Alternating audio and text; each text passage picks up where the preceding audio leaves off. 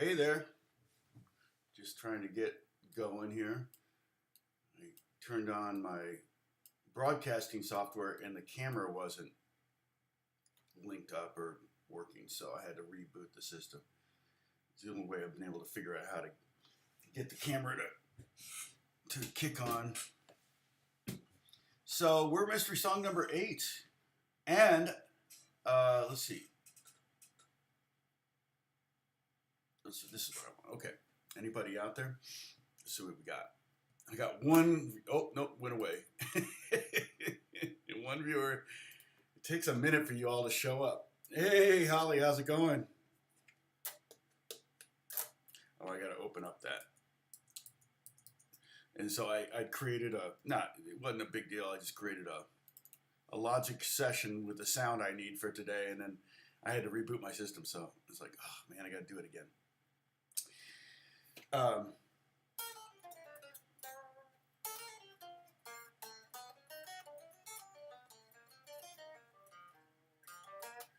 You should learn giant steps. Actually, the melody to giant steps isn't very hard.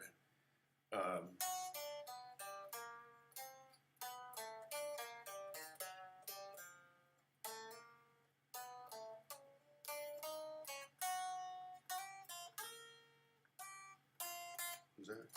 No.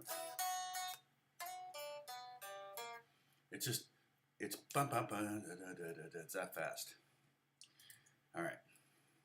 Now I'll get back to you guys. Hey, okay, let me see who's here. Let me get my sound going. That'll work. All right. Good morning, Larry. You finally found me. You've been looking long. Hey, Bruce, good to see you. Sam, I'm glad you're here because we're going to do a song. Okay, I'm going to start giving clues early here. Let me close this a little bit. Not better. I'll give you a clue. The song's in D major, but it's also kind of in D Mixolydian.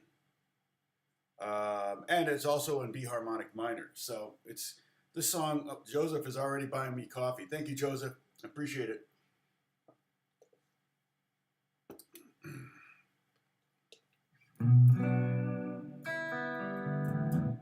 I'm gonna grab a tuner. This one. Oh man, I got a crick in my shoulder, and I thought I didn't wake up that way. And I was working on the chart for this. I actually did a whole chart for this song. I wasn't planning on it.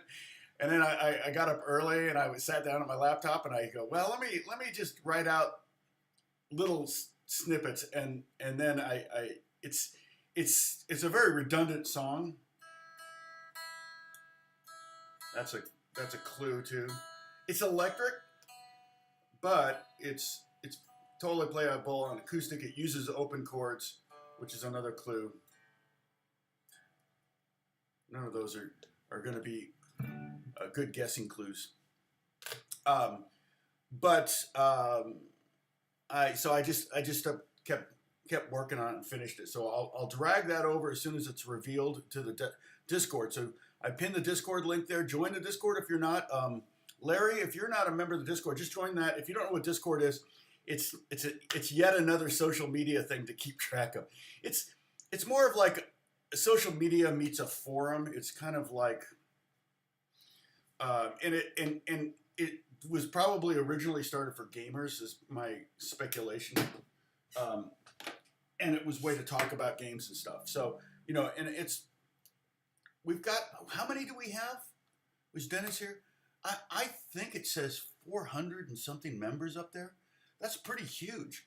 And you can join lots of different Discords. If you can, Larry, use your name that's on, or anyone who isn't already on Discord. But I'm going to drag the PDF. All the PDFs through. This is lesson 251. Pretty much all the PDFs I've created, even the JPEGs, the screen caps, they're all in there, so you can go back and print up things and create your own Tom Strahle guitar method books or whatever. Okay. Oh, you have a work meeting. Oh, Paul, come on, man. Priorities. So, Okay, so this song is from the 80s. Oh, and last week's song I got copyrighted striked on, right? I told you that on Friday. First time. However, it wasn't a strike, so it wasn't against me. They said it was shared royalties. And, or I could cut out the offending part. And the offending part was only like, I don't know, maybe a minute and a half long or something like that on a 2 hour video. And I was thinking, was it at the end when I played the whole song all the way down? It was, is it anybody there by, well, technically by Joe DeBlasi, which is ironic that poor Joe, you know, wrote that song, and Roger Waters took the writer's credit from it. And if you watch the video, he says, yeah, even Roger even did a video saying this is how he wrote it. It's like, are you freaking kidding me? That's so cheesy. But you know, I have no reason to distrust Joe because literally I have been in that situation 1,000 times, and it was far worse back in the 60s, 70s. If you've ever watched the movie The Wrecking Crew, if you haven't, you got to watch it. It's so good. It's kind of like The Shadow of Motown. I like it better. I think if I remember The Shadow of Motown, they were jamming a lot. They were, you know, like they would talk and it was like a documentary, and then they would cut to them jamming in present day. And you know, that just seems sad. Hey, Josh, good to see you, man. That just seems kind of sad to me. Oh, you're already on there. Oh, okay. All right, Larry, no problem. But there's a bit where Carol Kay, you know, they did she was there. She was called to do a session for Sonny and Cher. It was maybe, now I don't know if it was for Phil Spector or not.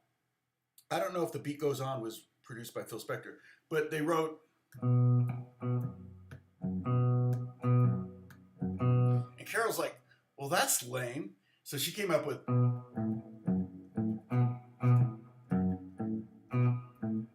right? That's the hook.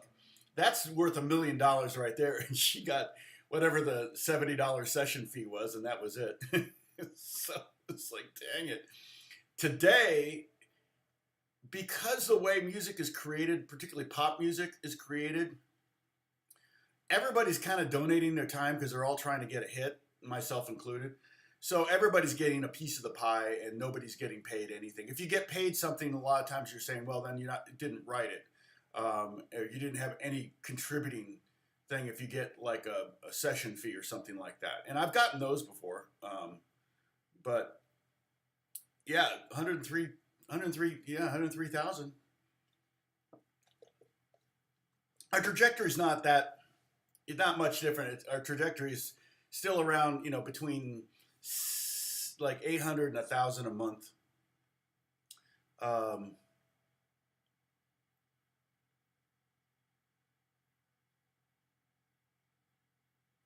Oh, I'm sorry to hear that, Joseph.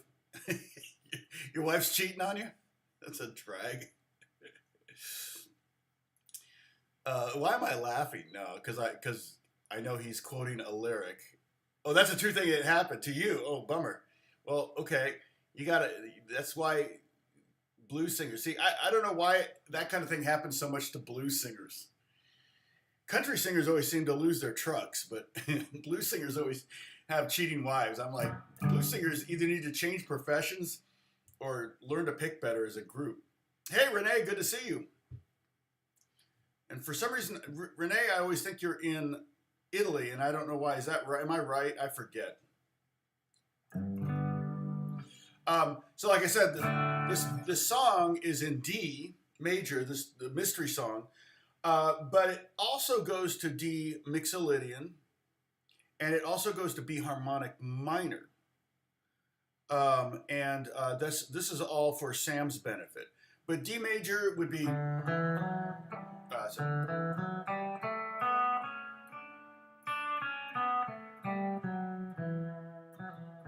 okay, play that with me.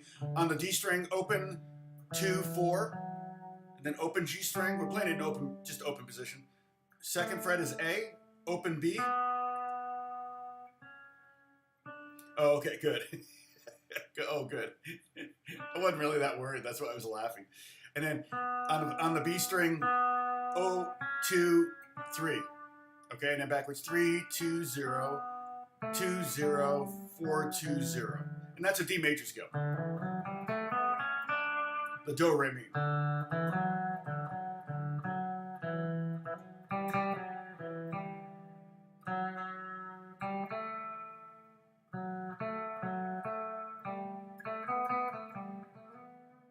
So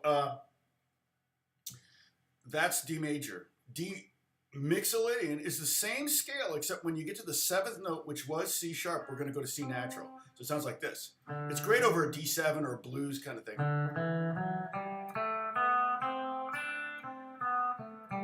You can see I'm having to move my hand back to first position. So you start out in second position, really, or you can play it all in first position if you want to use your pinky. Not a bad idea, actually, just to kind of get all your fingers warmed up. So we have open, 2, 4 again, open, 2, open, 1, 3.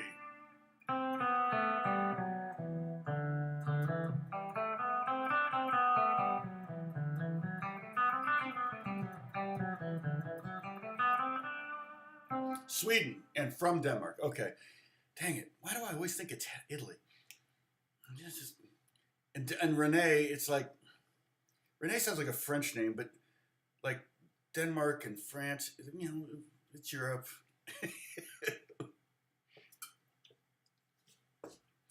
Okay, so that's D Mixolydian. So the song kind of has a couple moments where it goes to D Mixolydian. And then there's also a moment in the song, the bridge is in B harmonic minor. Okay, so B minor would be the D scale we just played, the D, except starting on B. So let's play that. The B. So this is B minor, not harmonic minor. B minor. Start on the 2nd fret of the 5th string. Play that B note. Go to the 4th fret. We're doing this in open position. It's kind of an awkward way to play scales in open position. It kind of harkens back to our bluegrass lessons. But I've just figured we'll do it this way because we're actually going to be playing in open position for this song. And then we go open D string, and then 2, 4, okay, and then open G string, then 2nd fret on the G string, and then open B string.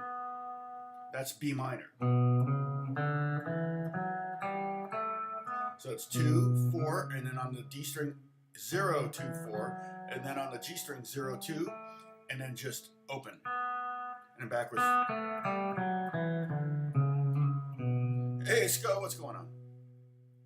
Everybody's saying hi. All right, I'll just leave you to it.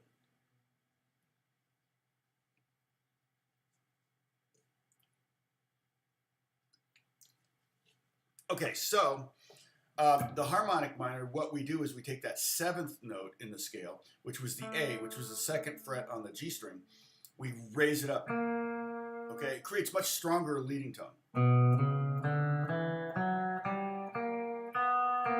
And also kind of a nice, mysterious sound. Okay, so that's 2, 4 on the 5th string, and then O, 2, 4 on the D string, and then O, and then 3, there's our A sharp and an open B. Play those two against each other. Okay, now melodically, I don't think the melody goes there at all in this song. So this song is open chords. There are 2 bar chords in it. It is an electric song, so that means that, you know, bar chords are this much easier on electric than they are on acoustic. Generally, your electric guitar is going to be easier to play. The action is going to be lower. The strings are going to be thinner. And so it's going to be a little bit easier to play the song. Okay. This is an 80s song, and it was a band from the 80s, an American band. So we've done, we did last week. Last week was a British band recorded in LA. Let's see, we've done, what are the other songs we've done? I got to pull them up here live. Okay, here we go.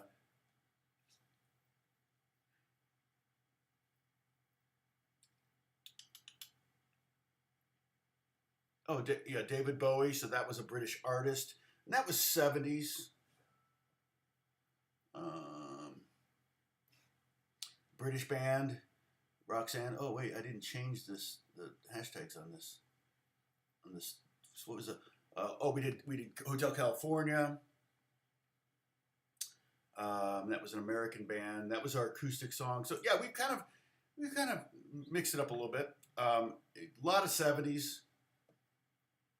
We did Zeppelin, British band. That was our first electric. We did Beatles. That was 60s. What was the first song we did? I don't remember. Oh yeah, but not the Cars. That's a great band though. I'm trying to think if is there a Cars song that is easy on, because I'm trying to keep this fairly easy to have the broadest appeal, and I'm also trying to keep. I don't know if this is a song you would do around a campfire. It totally could be. It's a beautiful song, and but it's not. It's not the like the most. It's maybe it's not really a country song. Okay, I'll give you another clue. It's in 6/8. Yeah, hit the like button. Thanks. Thanks, Sam. So American band, 80s, 6/8, goes kind of in three different keys. I don't want that to throw you too much. Okay, you'll notice the key changes or the chord. And okay, well this is my personal opinion. I think they wrote it wrong. I personally think they should have done something different. My Best Friend's Girlfriend's a great song. Yeah, is that the... Let's see.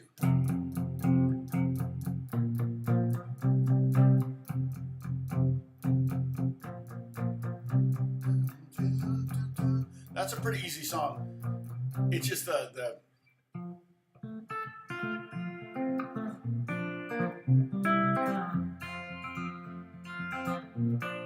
you know, he loved, or wait, he's still around, isn't he? Yeah, Rick Ocasek passed away. Elliot Easton's still around. He's a lefty. He loved Chet Atkins.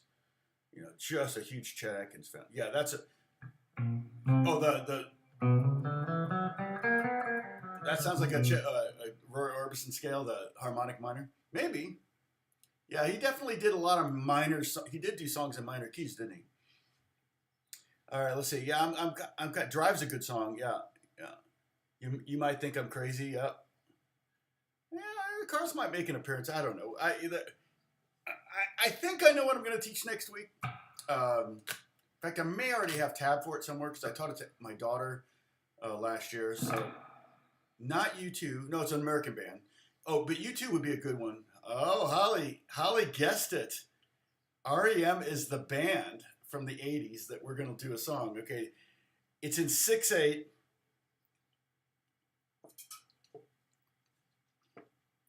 Oh, pretty, this one.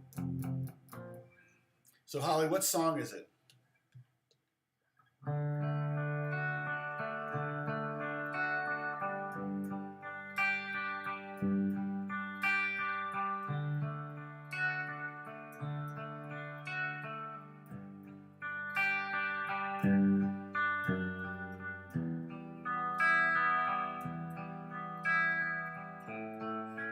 Shiny People's a good song.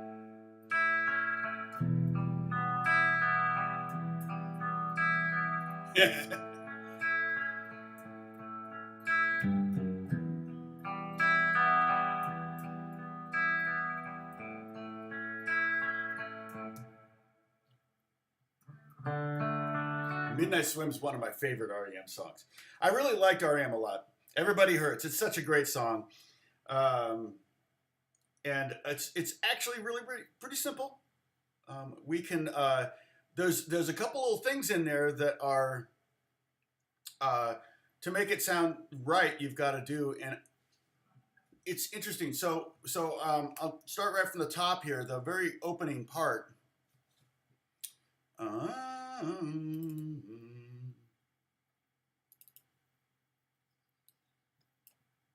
think this is the screenshot I want. Okay, so I'm going to go to the Discord, and so go to the Discord, Tom's. I'm going to do this right at the beginning. Tom's Lessons of PDFs. I'm going to drag it, PDF. It's pretty big. I can't believe I got this done this morning. You'll see it. You go, Tom, did you do all that?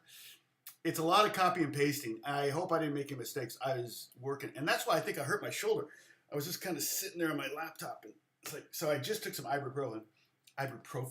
Sorry. So there's the PDF if you want to print that up. Otherwise, you can just kind of follow me. And I did some screen grabs of it so we can kind of, work it here. So it's just, at first blush, it looks like it's just G to D. I mean, D to G, okay? So we're in the key of D. I've got the C key, the key signature there is 2 sharps, which is the key of D. I'm not going to make any key signature changes in the middle. That doesn't make any sense. The first walk down. Well, yeah. Yeah, and the thing is, that's actually being played on the Rhodes, on the A. The guitar player is continuing through this. Also on the B section, it goes to the F. That's actually going on under there. You can barely hear it.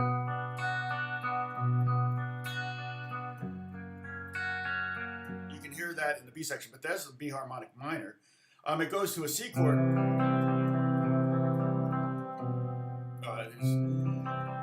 C chord, and there's where we're.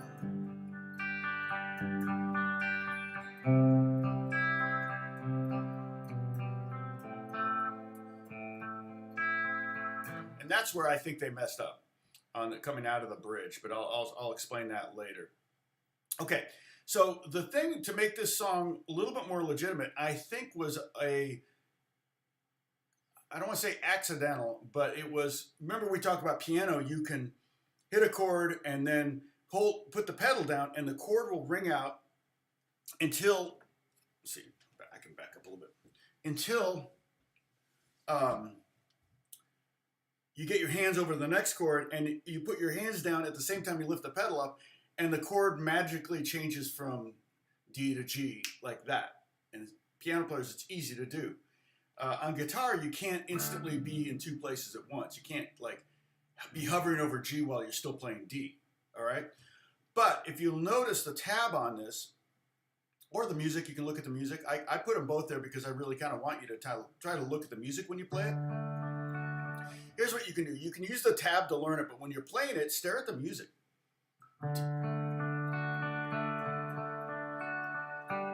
Notice that he anticipates the G chord change, all right? By hitting that open G on that last 8th note of the D chord, okay? So you can...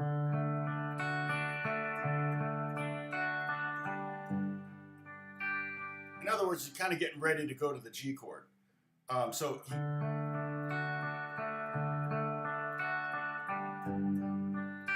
to me, that's a real iconic part of the song. If he had just gone...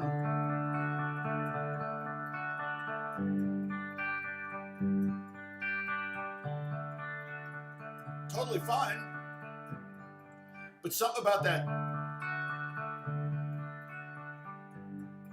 anticipating that G chord with that open G string. And if you were to strum it, you wouldn't anticipate it. Like if I were to strum it, right? I wouldn't go 1, 2, 3, 4. I wouldn't anticipate it like that. That wouldn't be right. Okay, I can do that, Bruce. Well, I could see.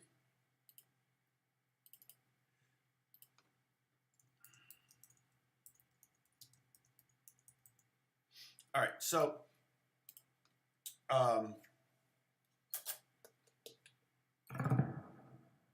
okay, John. Okay, Jan, no problem. Bon appetit. So yeah, I'm just basically. I imagine he just kind of wanted to go to the G. I don't know. I'm sure it was intentional. But it would be a thing that a beginner would do, right? Because they're just trying to change chords fast. Because it's hard to change chords. Yeah, and if you're going to this G, I'm going to that G even though I'm not using the first finger. And it's definitely a D. It's not.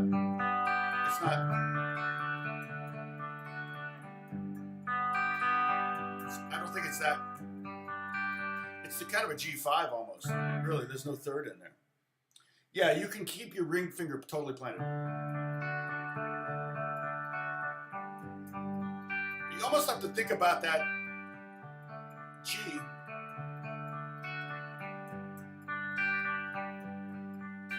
Okay, so that's the one I love. Let's see, is that the same key? But you can totally keep the ring finger planted, and when it goes to the,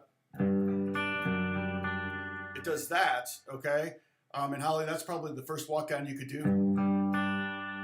So I'm playing the G chord. I'm hitting the G. I'll show you that next. So this is we're moving on. This song, it's like a 5-minute song. So it sits on these sections really long. If you see the PDF, you could probably print it up. I think it's 4 pages.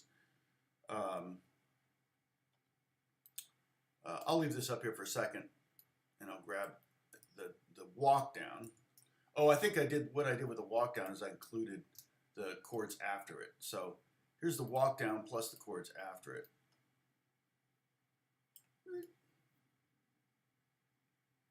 All right. Not sure where to put this, but I can make it a little bit bigger. Sorry about that. Oh, I hate that it does the, gosh darn it. Didn't used to do that with the screen grabs. Why do I want the cursor in there? That makes no sense. Okay, so we have the, and technically that's G over D, or G over F sharp. And then the E minor is all strings up. You don't need to put anything down. But if you want out of, there might be a reason. The reason to play E minor is if you're afraid you might hit other strings accidentally, like you might hit 2 strings on the bottom, or accidentally hit the 5th string, or accidentally hit the 4th string. Then you don't want that. So you can play E minor there, but you'll notice every note there is open. And if you look at the music, it's a great little thing to look at. But you know, we got to talk about something else before I move on. But that's a great little thing to look at while you're learning to read music. You're learning the notes on the staff that are the open strings. That'll really kind of help you get going on that. Okay. And then it goes to A. Same thing. If you want to play, you can just play these 2 notes if you want, but if you can play all 4.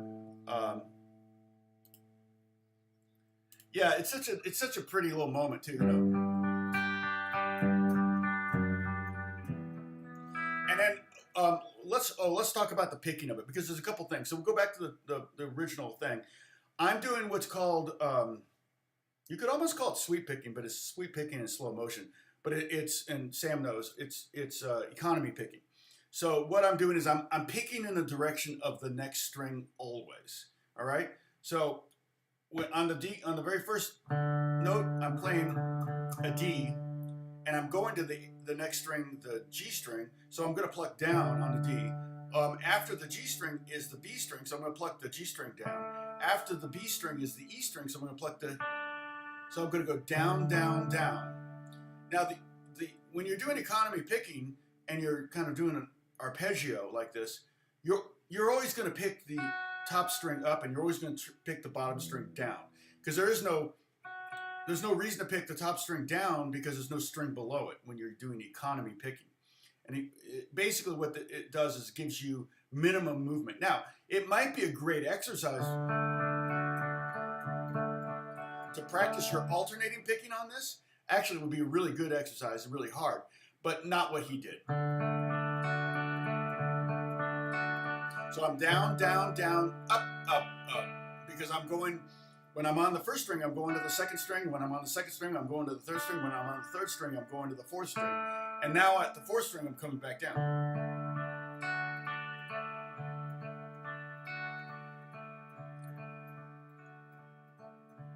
Yeah, Heroes is great.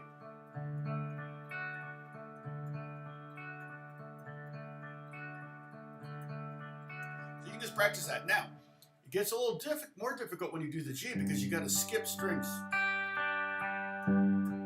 So if you want, you can just practice going from this G, that's a G note, to this G, the open G string. Like that.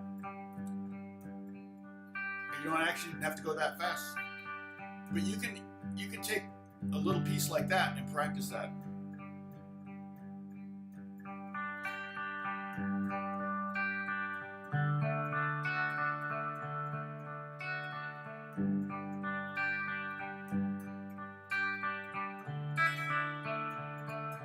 Okay. Oh, nice, Sam.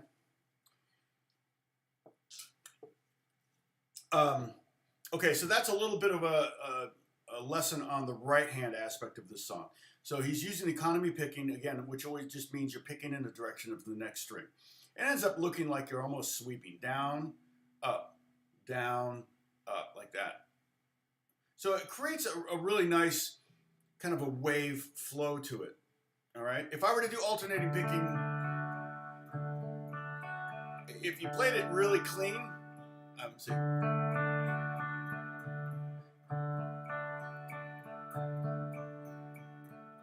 You might not know, you might not be able to tell the difference, but you might, but emotionally, on a deeper level, you actually might feel something different.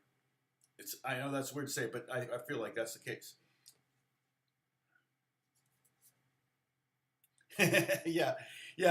So I mean, I do both alternate and economy. It just depends. It depends on the use. If I'm doing, sweeps, you got.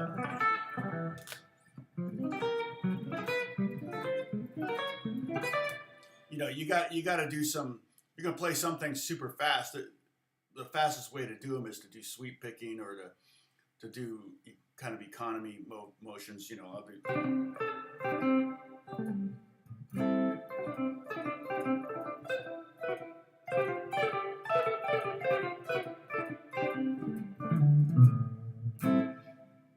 Those kind of things just they actually sound correct when you do it that way. I don't think I could even feasibly play on pure alternate. But with the bluegrass stuff, man, it just seems like even the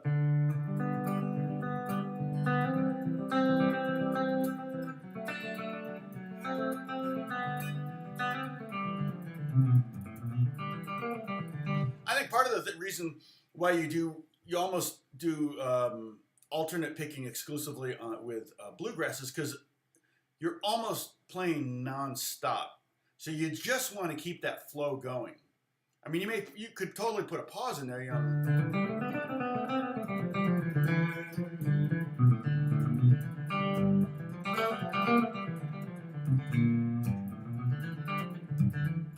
But it's just constantly going, so you almost want to take the right hand thinking out of the equation and concentrate on creating fast melodies, which is what bluegrass players are so freaking amazing at. I hate them so much.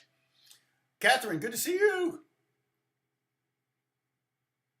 Yeah, now this you could totally fingerpick.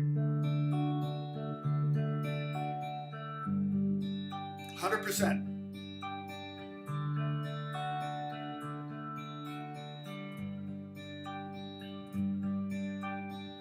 So totally feel free to fingerpick this one.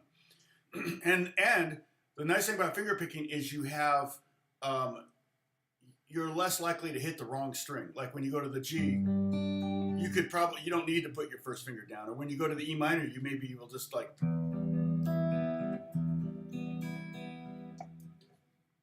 take a drink of coffee and then go to the A chord. Okay, so you might be fine if you're using a finger. When you're using a pick, if your aim isn't really perfect, you might want to have the fingers there just in case. Okay, hey Gary Book, what's going on? Hey, nobody, good to see you. We got a lot of people here, I think, right? How many? 26. That's not bad. Not bad at all. 28 max so far. Yeah, so you could totally use your fingers on that, and I don't have a problem with that. I think I can pretty much tell he's using a pick. Just the way it sounds.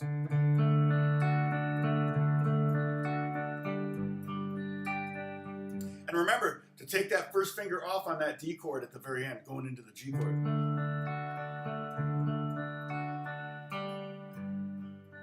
That's what makes it sound like the song. It's subtle. And you might go, oh, that's Everybody Hurts, no matter which way you play it. However, the way he's doing is getting that G string in there and I think, I think the question for me on this, and if I ever met him, I might ask him, was it just because you had to shift your hand to a G chord, or did you intend that note to ring out? Did you really like the sound of it? I think if Sam were doing a chart for it, he'd probably insist that it would be a D major 7. No, it was a D add 4 chord rare on the last 8th note, right, Sam? But that would just be a mess. But everything's ringing out. So that, I love that chord. That's, you could think of that as a G major 7 over D, or you could also think of it as a D add 4, or not, yeah, D add 4, or I call it a D4. A D would be with the third, but when you add the, D, F sharp, A, but when you add a G in there, I mean, a cool, that's a more interesting way, or that one is a more interesting way to play D4. See, I got the D, the F sharp, and the G. It's not D sus. D sus would be like, this one has both the note that is suspended and the note that the suspended note wants to resolve to at the same time, the F sharp and the G. And I'm playing that, if you just want to know how I'm playing that. I'll show you the easier way. This is D, I call it D4, XX, 0, 7, 7, 3. So that's not an easy chord. But if you just take a C chord, add your pinky on a C chord like this, and slide it up 2 frets, you get the same thing. In fact, that's another REM song. So they're not a stranger to the D4 chord, but the way you could play this a little bit easier, 5, 4, 0, 3, 5, would be that. All right. Again, you're getting information you didn't know you were going to get, but like a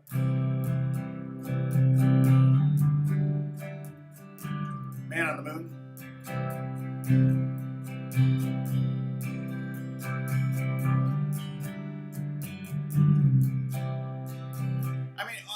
Almost every beginner guitar player takes every open chord and slides it around. That's how we ended up. And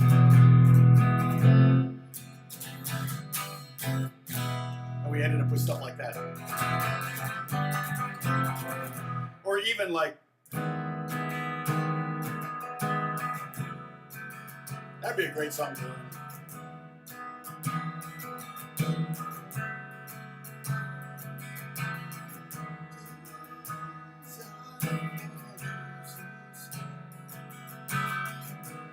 Such a 70s thing, such a 70s thing to do. The heck? I hate spam emails.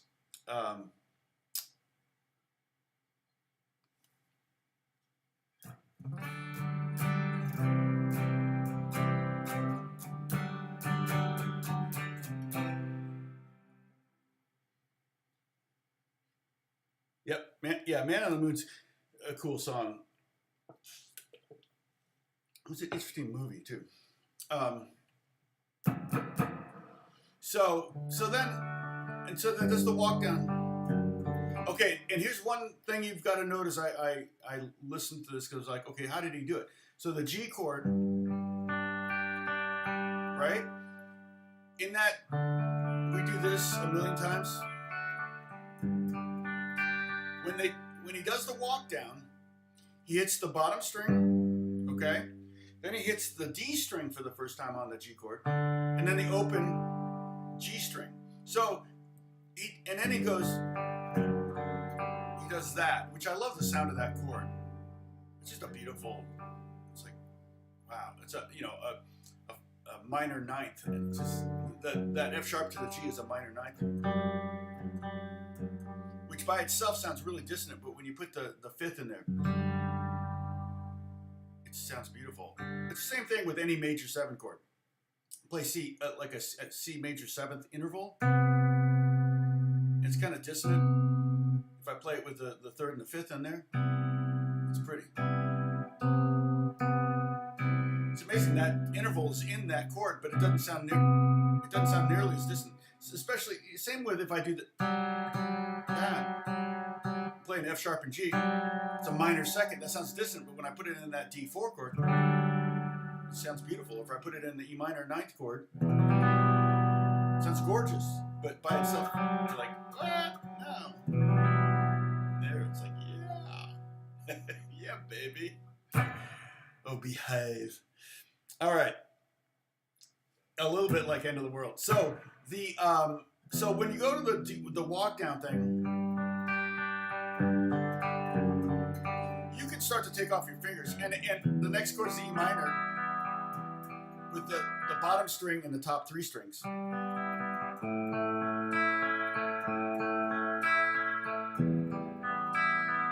And if you want to add that walk down on the last 2 beats, you can do that, but that's the Rhodes doing it. The guitar is going like this. Ba, ba, ba.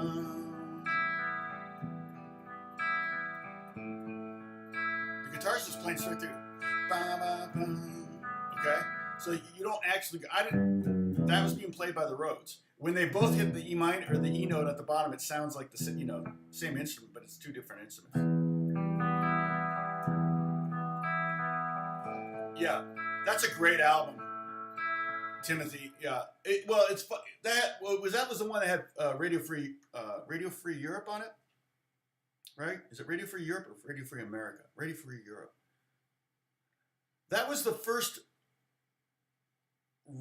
record that I had both the album and the CD of, and I went back and forth, and this is when CDs were brand spanking new, and I was like, no, like the sound of albums better, even with the cracks and the pops, and because my I think it was Fables, right? Is that the one, or am I thinking of the next one? You tell me, Timothy. I don't want to look it up right now, but.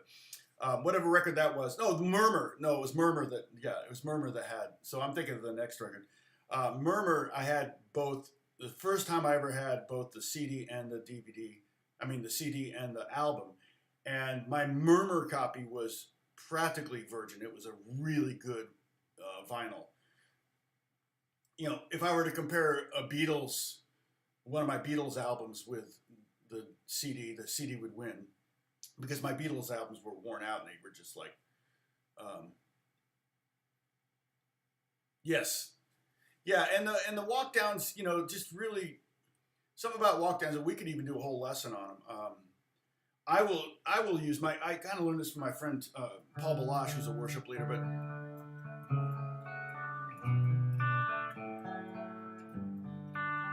he would do all these walk downs and be talking at the same time, which is kind of hard, but he made it. So anyway, I was thinking that movie Toy Story,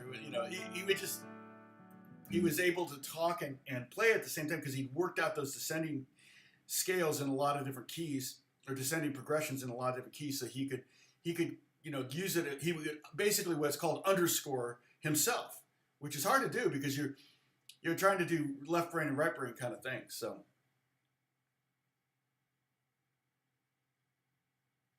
Van Halen was your first CD. Yeah, I don't know what my first CD was, but the first CD that I had both like a duplicate. I was really we were all mad about that, right? We're like, oh, you're kidding. I've got 2,000 albums. No, I'm not going to buy 2,000 CDs. And then 1,000 CDs later, you're like, dang it. They got me. So it's like, it's kind of like,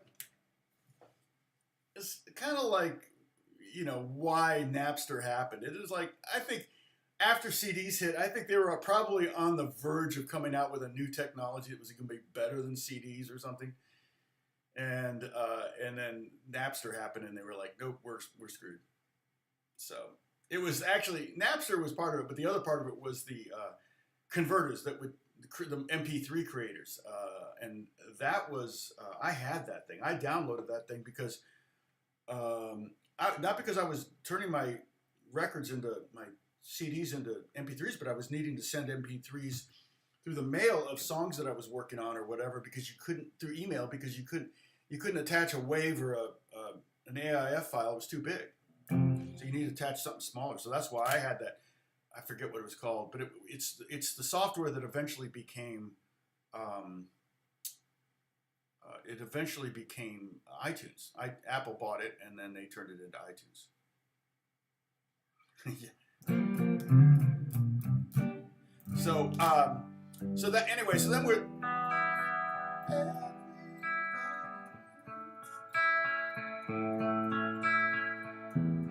But if you're by yourself, you can totally throw that in there. Like if you're playing at a campfire,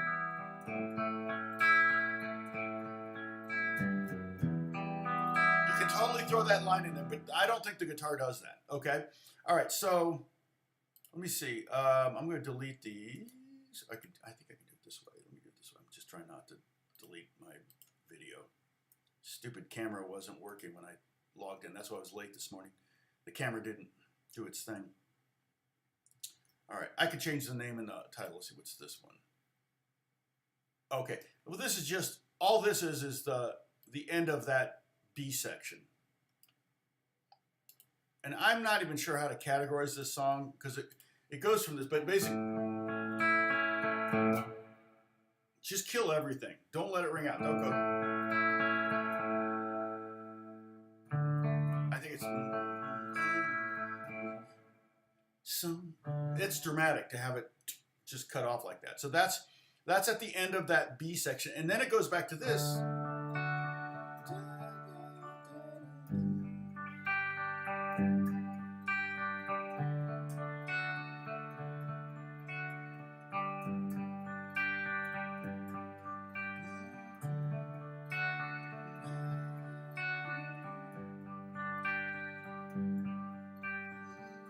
Okay, he does that kind of thing again for quite a while.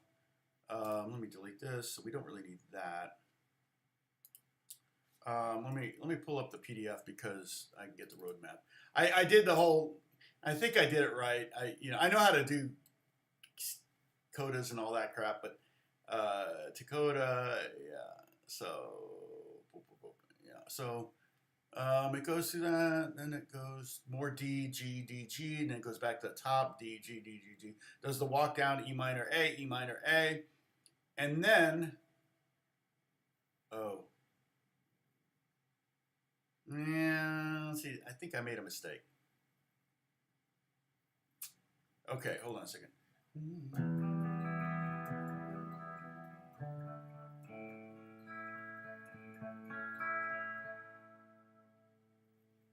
Yeah, I messed up. Okay.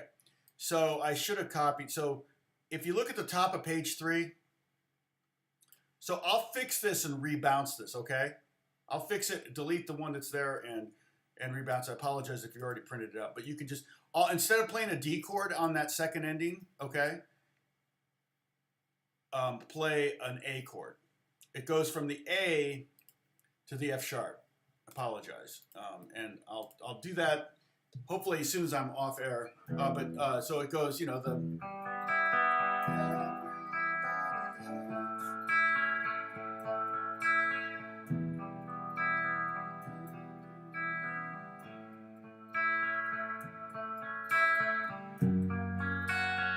And it gets loud there. So there's a guitar that's going. Distorted guitar that does just almost like F sharp 5 and D B5. He sings up really high. Okay. I don't think it. No, it's not a sus2. No, Bob, it's an A. And you don't have to play. You can just play 2 fingers of the A because you're not playing the D string. But if you're having trouble playing the A chord, you can just do those 2 fingers or these 2 fingers or whatever. Just don't hit the D string. And then it goes to this. So there's a big power chord, kind of like that.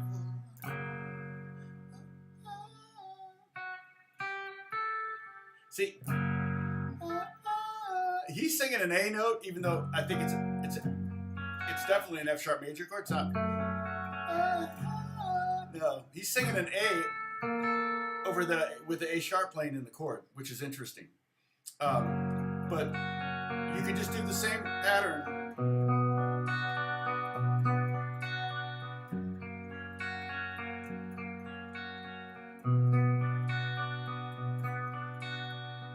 Okay, and so it does that. Was it 3 times back and forth between those two? All right, so let's talk about those two chords. Let me grab that, see if I can find it here. Hold on a second. Yeah, got it right here. All right.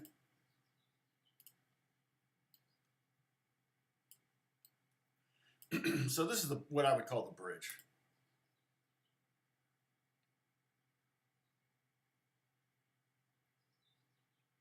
You can finger it. Let's see. Oh, interesting. The tab is correct, but the chords are wrong. Oh, I see. The name of the chord is wrong. Oh, you're right. Okay, I was looking at the name of the chord. Hold on. Okay, so that's all I got to change. Well, that's easy. If that's all I got to change. Oh, you're right. Yeah, you're right. So it's just change that. Then I won't. Don't worry about it. Just change that D to an A, and you're good. Okay. So I was typing in the chord names after I did everything else.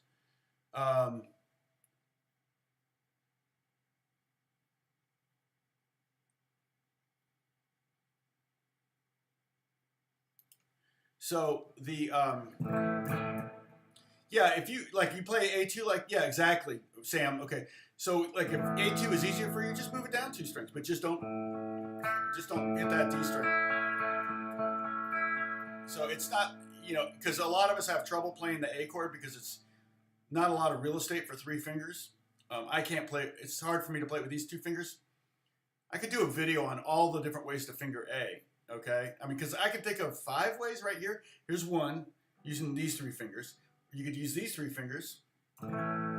I've seen people use it this way, where they put or this way. There's 4 actually.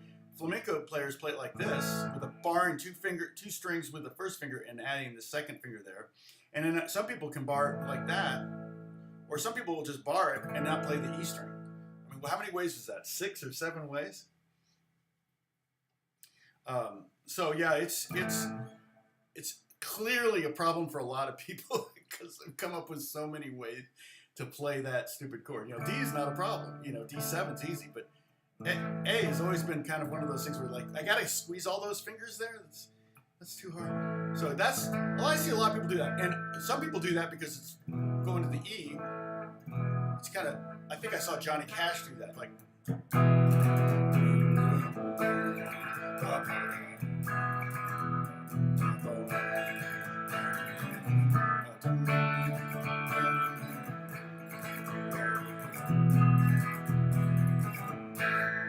Walk the Line. I think that's how he does it. So the A sus2 sounds fine, but it sounds like a Beatles song to me. Right? Now I'll get a copyright strike.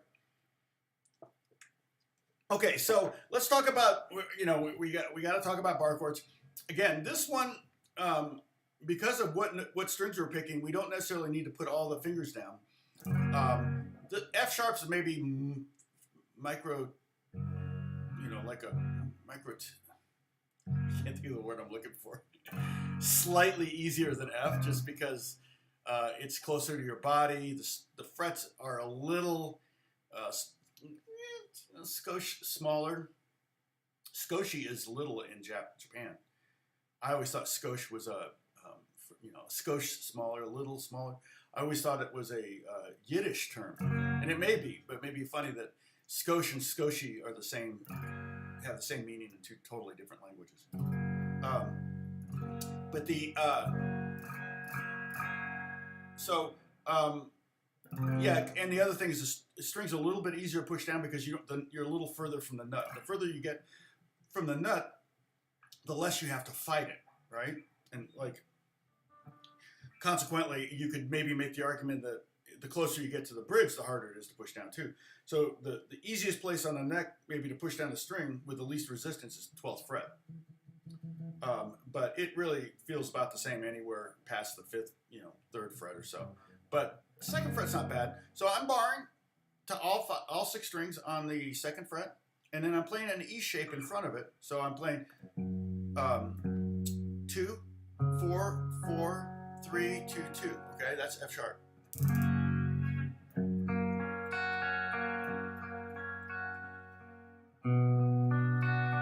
And when you go to the B minor, you just kind of move down. You could probably even just leave your bar there without moving.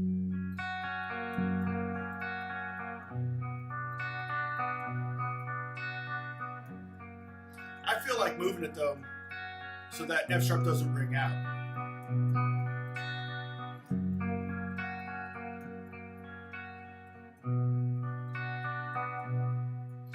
And the thing is, it's hard to get that smooth, that transition smooth. Okay. In fact, you can just practice the middle 2 bars of this 4-bar phrase to save time. Okay.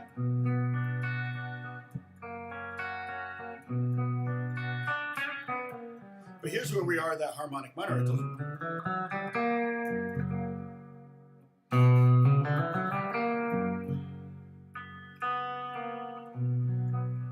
A chord I really like a lot.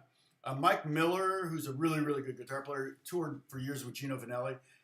I was doing my first session I ever did in LA. I was sitting next to him. I was so nervous. Oh my gosh. And he was like goofing around and he did this chord. I went, oh man, that is cool. What is that? And so I'm not barring. I'm just getting the bottom string. So it's 2.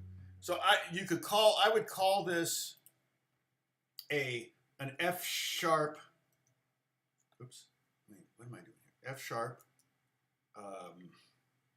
7, and then I'll just put /4, or you could call it maybe F sharp 7 add 4. Not a really good way to write this, but it's 2 4 4 3 0 0. It's just it's a cool chord. You can even kind of go like.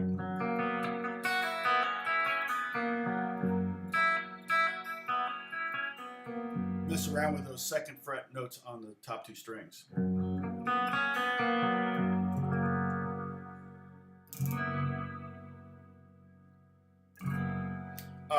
But the F sharp minor, so that's going to be a little bit of transition. Part of me thinks that's why they threw those power chords in there. It was like, oh man, I'm not really, that's not very clean. Can we hide it? You know, it's like.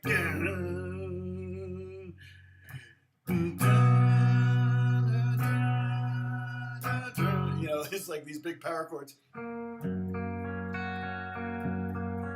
But in the background, quietly, you should be able to hear this B minor, F sharp major chord progression. And then it goes into C to G to C again.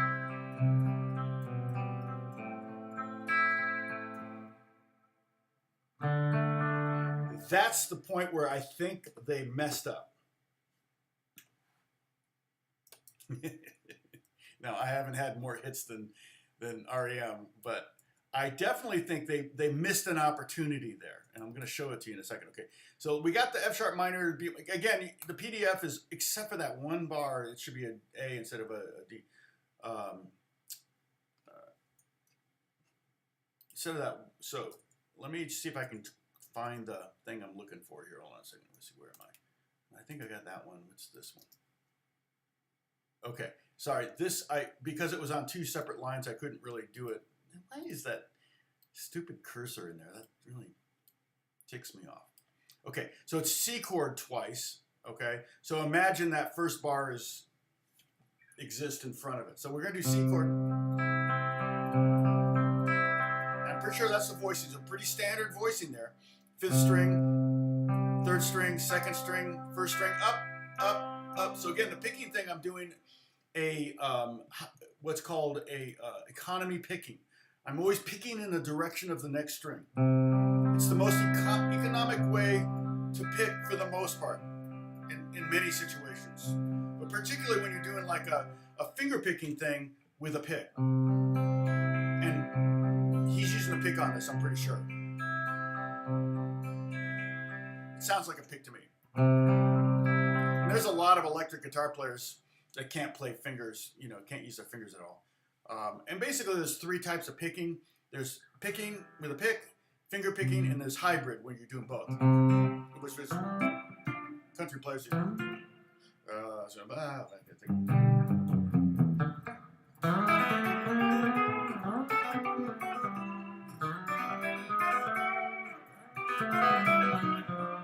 Where they're kind of doing both, you know.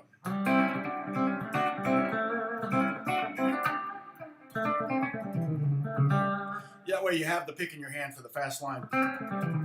But then you can get the chords and the snappy stuff that you want to get with the fingers, you know. Okay, so it's going C to G. It just does this once. The next time it goes C and then descend. And does the same thing we did when we did that to the A chord, where it goes. Okay, so let me drag this here.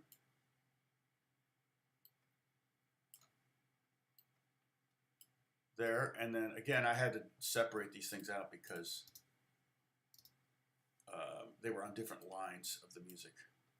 So, yeah, see, on that second one, it didn't copy my cursor. So basically, this is, you can kind of see this is the roadmap. The only thing is, you can't see my cursor here, pointing to things. In that first graphic at the top, there should be two C chords. Because the other C chord was up here somewhere. So C. This is at the end of the bridge.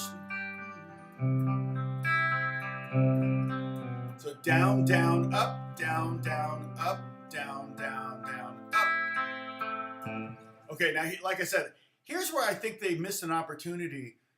When they go back to D, it sounds like a mistake, or it sounds like it's the wrong chord, or you're in the wrong key, or you're like, it sounds like an edit almost, like, oh, okay, let's just copy and paste, you know. And back in the day, they literally would have taped two pieces of tape together. That was how they would do it. The Beatles did it all the time with two different recordings of the same song, and the tempos will be different. Like, you'll notice it on, like, Strawberry Fields Forever. I think is one of the ones that's the most kind of obvious, where the tempo of one take is different than the tempo of the take they edited together.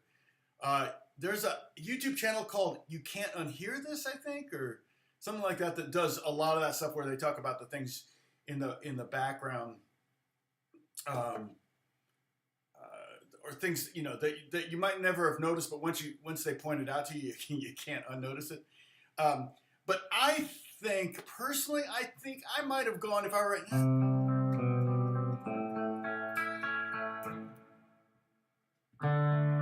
because that's how they ended the B section. This is the bridge, so I would call this maybe the C section. The B section is the...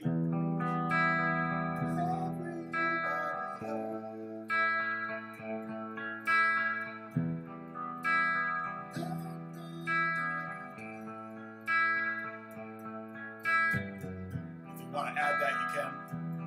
And then it does this, right? And that leads real strong. It's the 5 chord of the D. It makes complete sense. But this one, you're already in the key of G or D Mixolydian now, because you get that C note.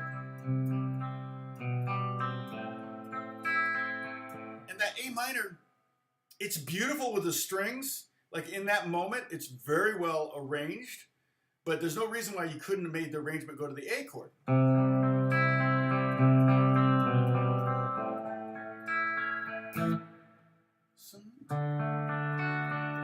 I wonder if you can...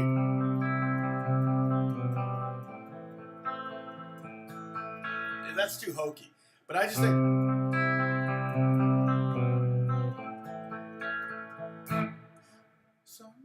I think they could have done that. I don't know if that would be better. It's an option.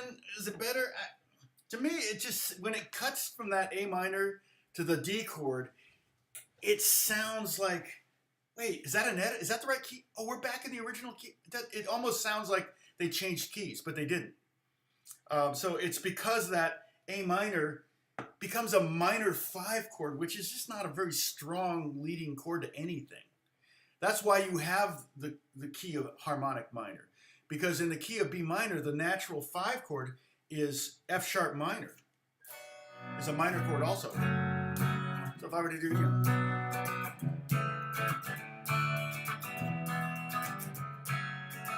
actually B minor would be, the key of B minor would be an E minor and then B minor.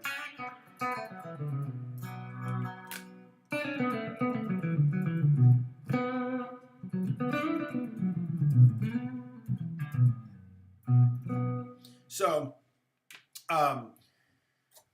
so that F sharp really makes it stronger. That gives you that leading tone. Whereas yet, it's okay, but it's much stronger. So, all right, fairly easy song. I mean, I think I can delete these. We don't need these up here.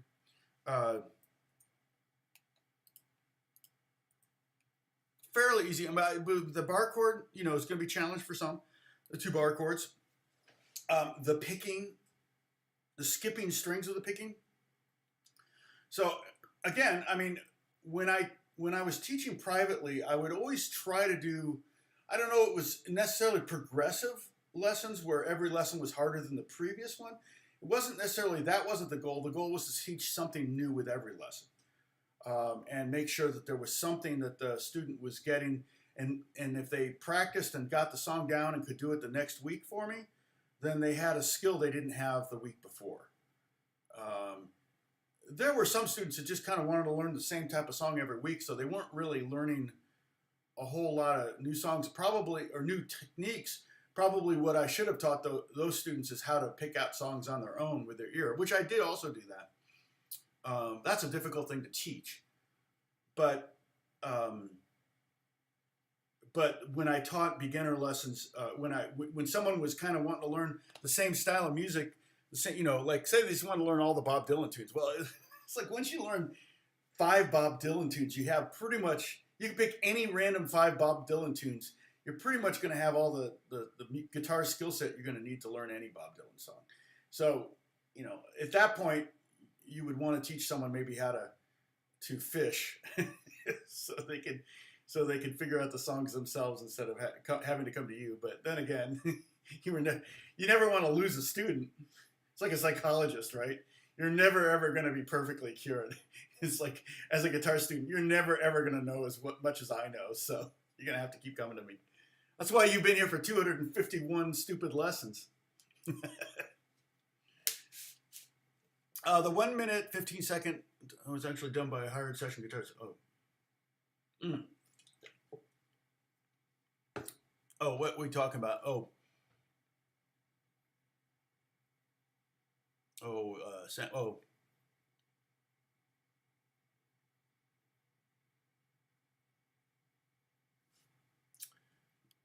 You're talking about, Jerry Reed's great, Joseph. I love Jerry Reed. He's also a really funny guy. Just a funny guy. I mean, he was great in, what's the car movie?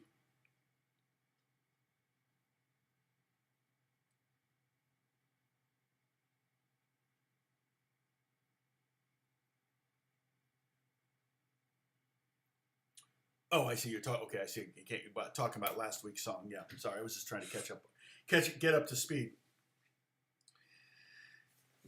Yeah, it is nice to learn what you want to play, and that's that's generally how I taught. I mean, unless a student was, I want to learn classical guitar, then I would say, okay, we're going to get this book and we're going to work through this book and we're going to learn Segovia scales and we're going to learn Giuliani arpeggios and you're going to do this and that and you're going to, you've got this routine to go through and boom, boom, boom, boom, boom, a lot of things like that. And it's all about repertoire. So, they may not know the song they're going to learn, but they may end up loving it once they know it, whether it be a Bach piece or Tarrega or, Villalobos or whatever.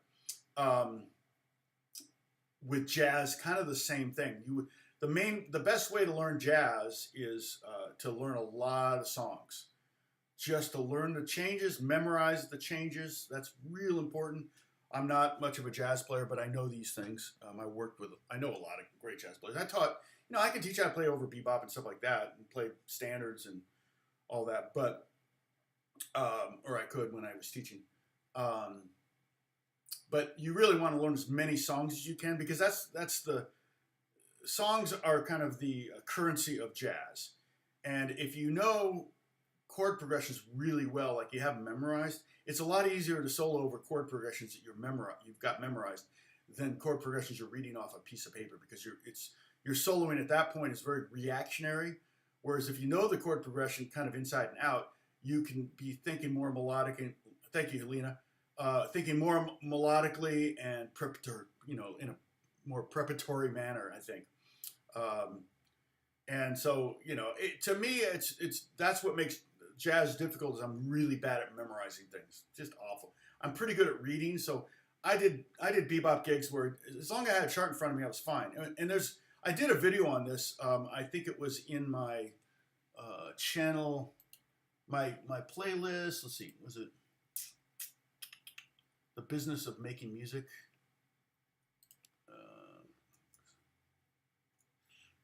Real book. Yeah, here it is. So if you're interested in this, let me see if I can get you. This is called The Real Book Gig, and if you're interested in playing jazz, you're going to want to get a real book. It's hilarious. I talk about this in that video. I did gigs where I'm playing guitar. There's a sax player, there's a drummer, and there's a bass player, and we all have the real book. So we show up and do a gig, and somebody will invariably come up and go, "Man, you guys are great. How long have we played together?" And we look around, and I've never worked with any of these guys, and they're all like, "Well, we've never worked with each other ever." It was like one of us had a gig, or somebody had a gig, and they called the four of us and said, "Just bring your real book," and you sit down and play real book tunes. That's the beauty of like the jazz thing, is you can kind of just it's very transitory. You can play with anybody. Everybody knows their role, and you basically generally know the same. The real book has how many gigs? I mean, how many? 1,000 songs? I don't know.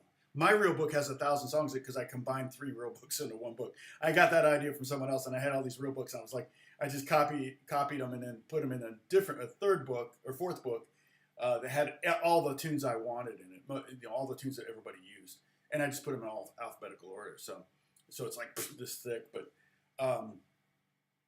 so I did those kind of gigs for a while, and then I did bebop gigs where we just played bebop tunes and for no money. I told you about those, playing at like Gorky's in Skid Row in LA. Tip 4 in the morning. It's like, why am I going to Skid Row at 4 in the morning to play jazz for tips where I make like $1 and then get a free meal? Sure, that's great, but I was scared to death walking from the car to the venue and the venue to the car because I was surrounded by people asking me for money. And one time I asked the guy, I said, "Well, how much money have you?" He's asking me for $1, and I'm like, "How much money have you made?" I said, I worked 4 hours playing bebop in there. I made $3. How much you made in the last 4 hours? He goes, "I don't know, $20. And I said, "See?" And he gave me $1. So the bum gave me $1.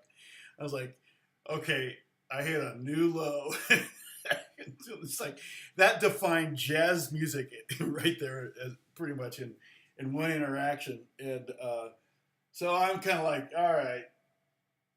I didn't take the buck, actually. I said, "No, it's okay. You can keep it." Point taken. But, oh, man. Yeah, fake books are called real books by fake books are fake books. But the real book is one that, and it's not a legal, it's pretty much an illegal fake book. The real book. I guess if you buy, let me find it I'll find you one on Amazon, because, surely they pay, because they sell it on Amazon, so they can't be. But back in the day, it was literally somebody was making charts and copying and pasting, and real book. C. Yeah, you want the real books in C. Yeah. mean, it's not. It's literally, how many pages is this thing? Volume C edition, and there's different editions. This is volume 1. There's different editions, but how many songs are in here? What does it say? I mean, however many pages it is about how many songs it is.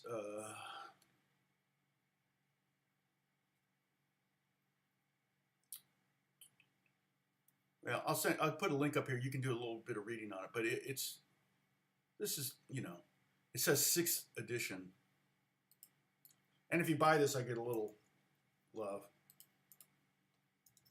Not a bad book to have around in the house. And you can all huddle around it and play it too. I've done that with other guitar players where we just take turns playing the tunes and then soloing and changes and stuff like that. You can look inside it, I think. Right? But the problem is the index is so long you might not actually get to any. Oh, here we go. Oh yeah, I think if I scroll down far enough, I'll get to some tunes. Wait, if it'll let me scroll.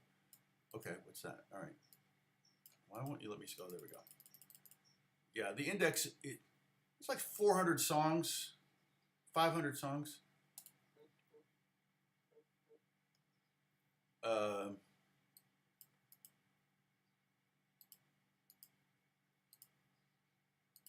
lot of tunes I don't even know. Oh, Alfie's in here. That's not in mine. That's nice. What's it all about, Alfie? And the great thing is I can take a real book tune like this. It's just one page, which is great.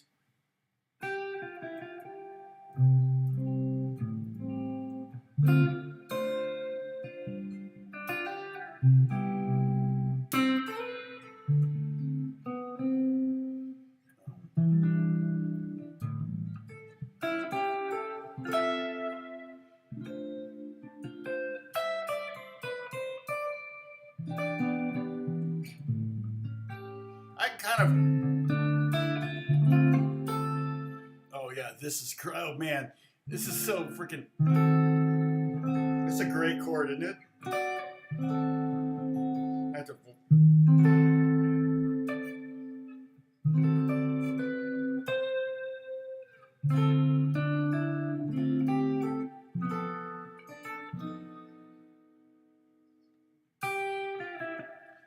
so you could do something like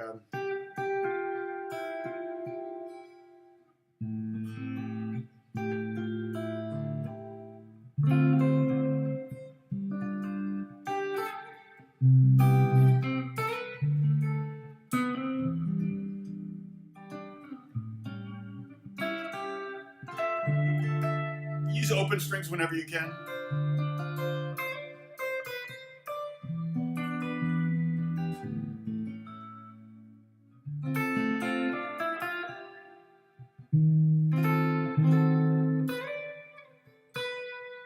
And then it goes to the B section.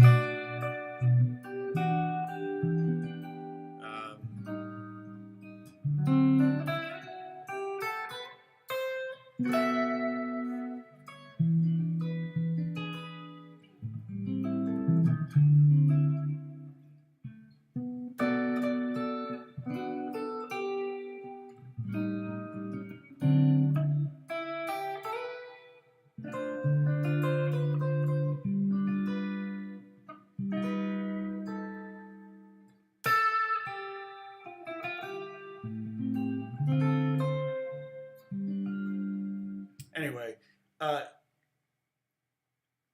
so that, you know, I'm just sight reading. I've never read that song before in my life. So I'm just kind of, the key there is just to take the melody, make sure it's, and combine it with the chords and make sure the melody's on top. And that way, you know, it's like,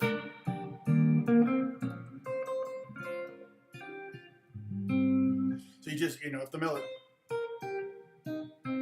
it's a C note and you're over an A flat major 7th chord, you can't play that one because you won't hear the melody. You'll hear this note on top. Everybody's ear is generally tuned to hearing the highest note in your chord. So you may end up having, it's like when I voice.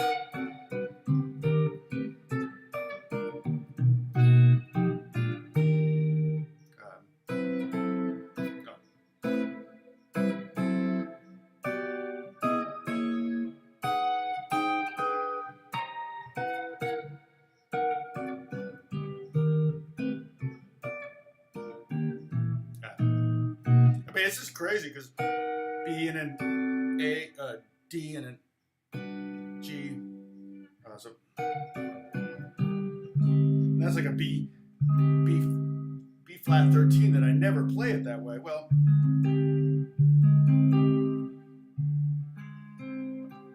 yeah, I guess I might, but that's because the G's on top.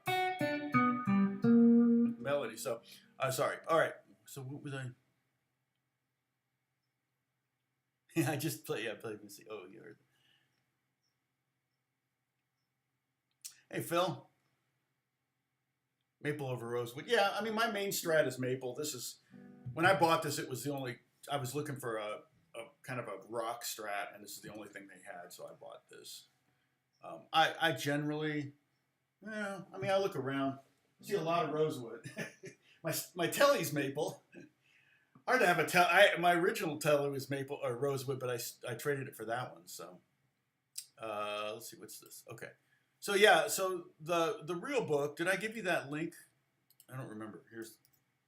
I must have. Well, I don't know. If I didn't, there it is. Oh, I did. Okay.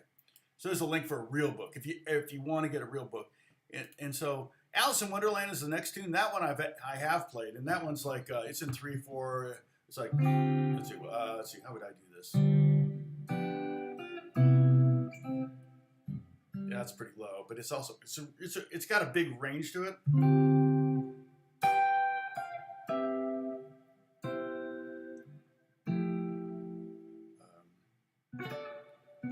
don't know.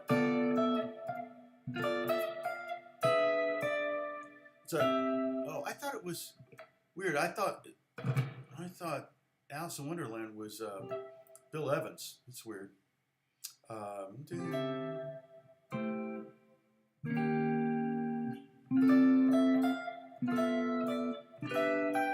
this is really high. Probably I wouldn't play it that high. I love those kind of turns.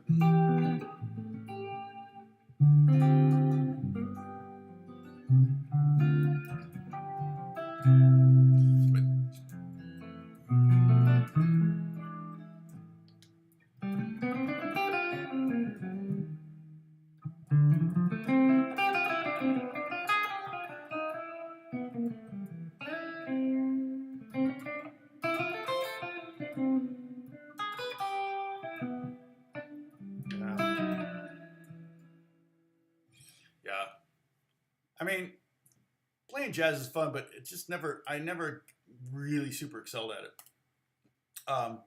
You got to take a call early during the stream. What was the context of the two fancy D4s?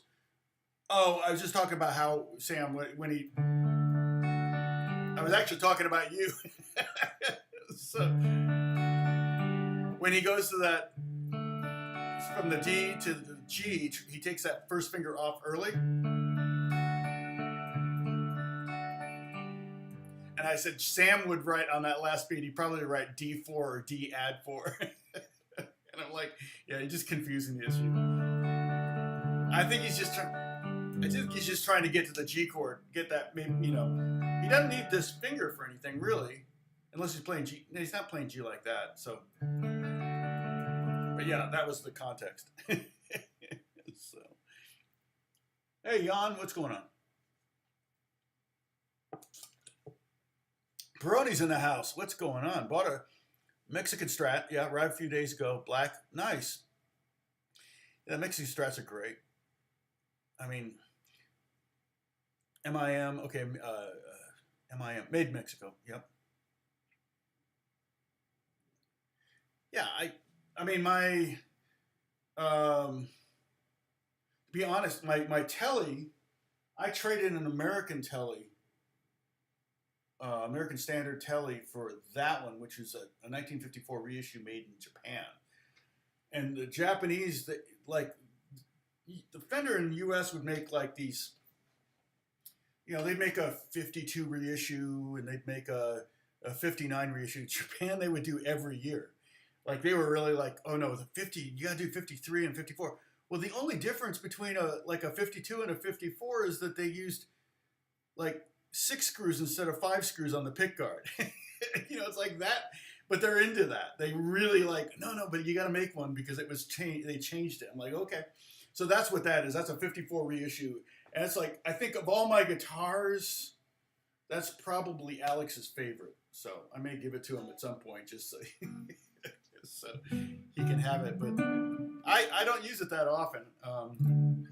But when I'm doing country tracks for TV and stuff, like, I don't take country records. I've done a couple country records, but I just don't feel like, you know, record. It's you're much more exposed. Your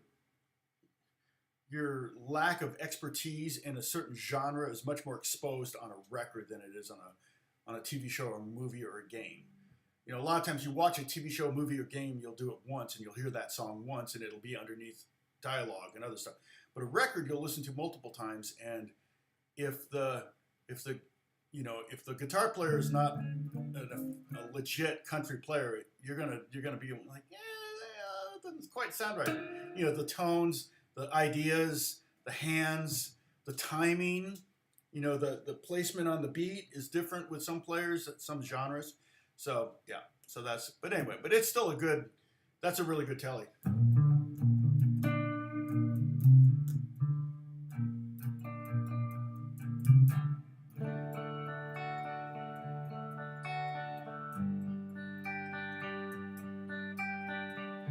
See you, Catherine. Yeah, we have to take off here in a little bit too.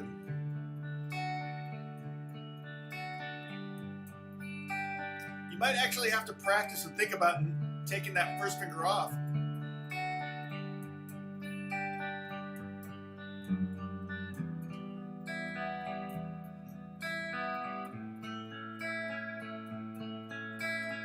And the original doesn't do the walk down.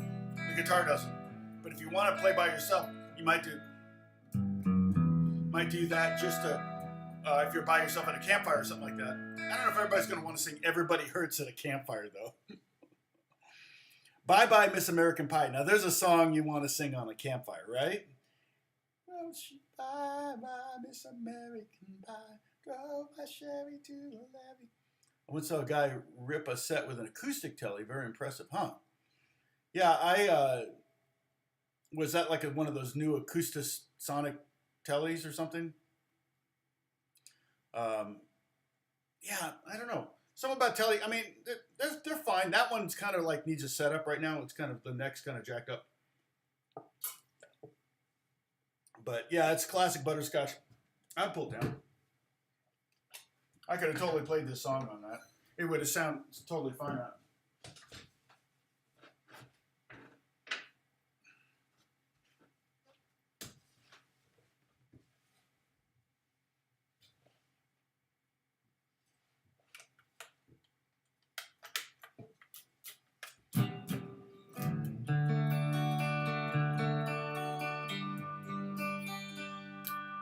Now, I've had a 4-position switch put in this. It's not, it's not vintage. So my guy Norik Renson did that. So I've got kind of a couple Strat sounds here, which are nice. Got the nice neck.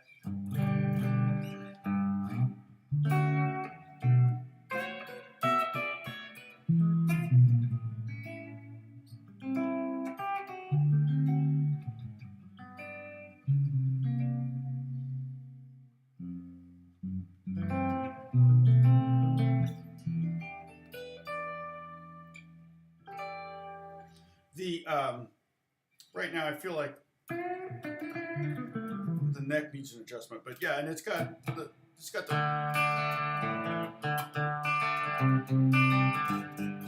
that was actually played on a Strat, and that was played on a Strat through a Fender Twin cranked in the control room, I think. It's got such a great sound, and that's one of those records that after I started using a scratchy pick. Okay, this is the Herco. Is it Herco nylon? This is the same West German pick that you can see it's got bumps all over it that the Edge uses. This is the same. My fingernails are dirty. Sorry about that. But I was working in the yard yesterday. But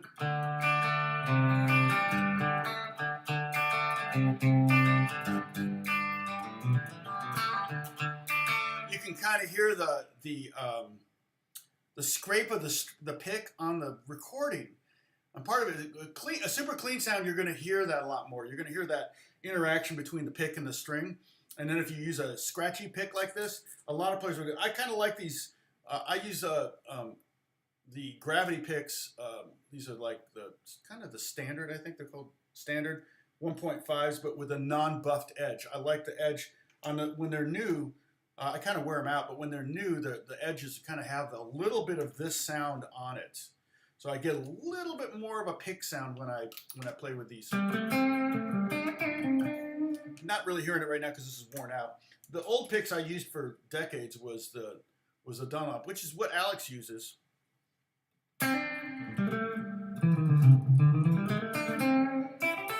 They just sound kind of flat to me, you know. So I like the sound of these. This isn't the best sound for this guitar. But, let me see. I've got some Telly specific patches. And I got to take off. Actually, it's funny. I'm working for Walter. Walter's scoring writing the music for a new cartoon that's not been released yet. And I did a bunch of stuff for him yesterday, and he needs me to do some more today. So hopefully.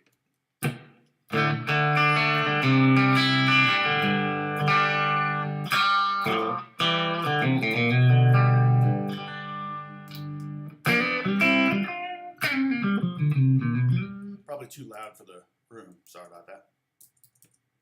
Right, there's that, and this window, and oh, not too bad. Oh, we only got 17 liking right now. Everybody's tuning out because I said I was taking off. So yeah, so that was the song for this week. Next week, I'm trying to alternate between acoustic songs and electric songs. This one's barely an electric song.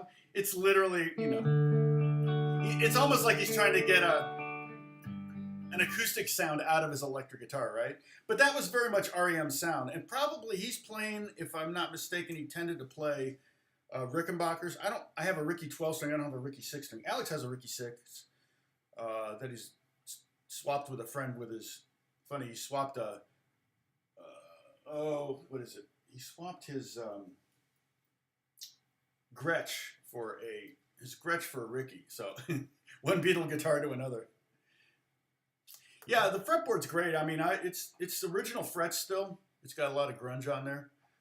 And like I said, for a Telly, I would definitely opt for a maple fingerboard because you want your Telly, particularly compared to a Les Paul or a Strat, you want it to be the brightest of the three. And one way to make it brighter, it's maybe a little, but maple's a hardwood and it's polished, so it's just really, it has a kind of a.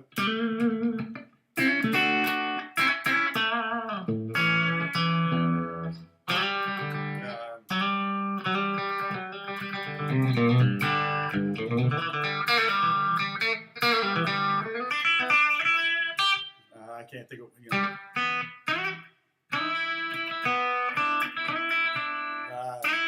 can't remember how he played it.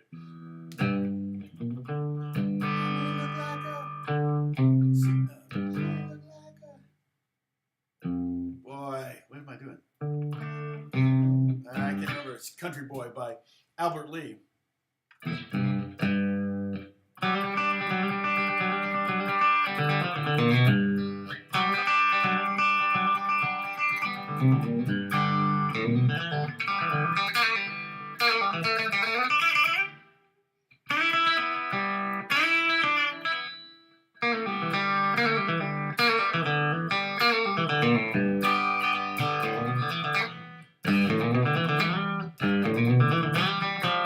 That's it.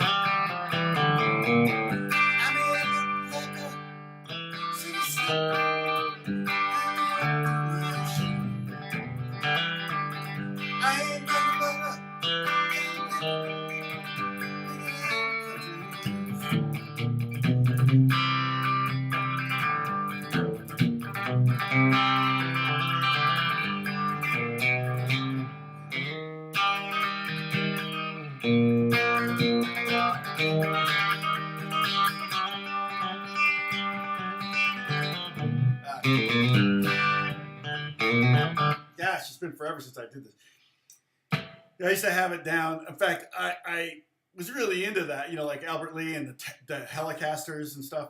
And again, if I'm not using it, I'm gonna lose those chops. You know, not that I ever had really good country chops, but I learned a bunch of those songs because they were just so fun to play. And I learned Country Boy I knew Country Boy before Ricky Skaggs recorded it. So it was written by in 1979, I believe, by Albert Lee, and my guitar teacher at the time hit me to Albert Lee, and so I bought this album called Hiding, and it's got a bunch of great songs on it. In fact, there's 2 songs on it. One, the Country Boy, and I think Dire Straits covered another one of the songs, or vice versa. I can't remember.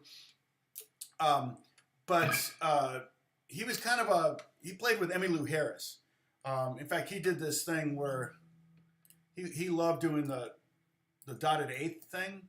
So he would do this. It's crazy. Let's see if I can get this going here. Boom, boom, boom. No.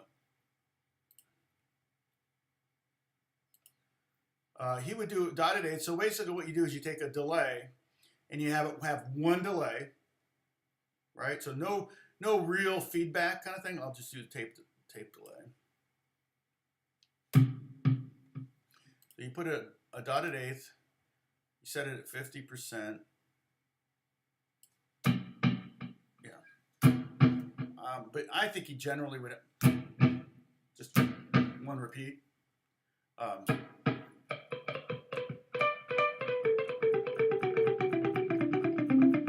But then the songs would be a lot faster. So if I go up to take the tempo up to 180, so I'm actually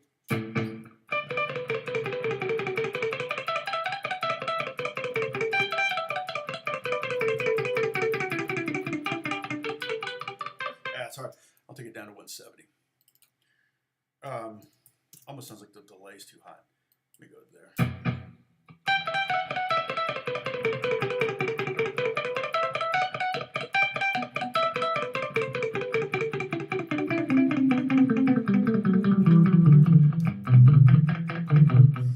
He would just make it sound like he was playing twice as fast as he really was. It's a trick. And the Edge used it too, but he used it in a different way. But yeah, I'm just...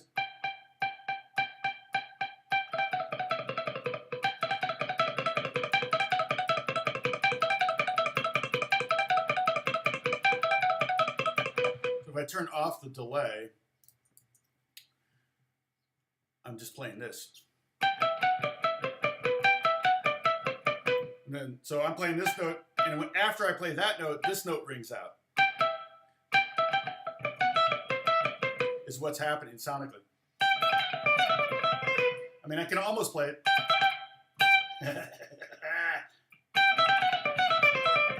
It's really fast, but with a dotted eighth delay, it's easy.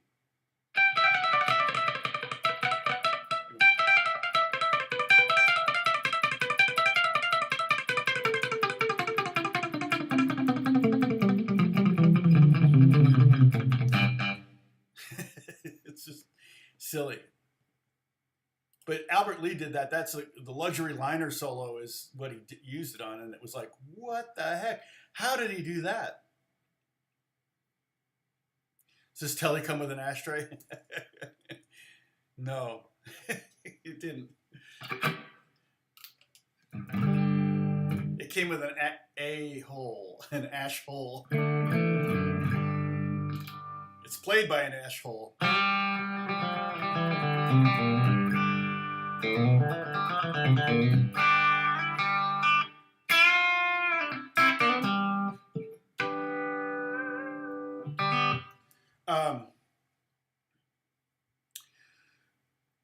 Let's see. Okay, so you're talking about Spirit.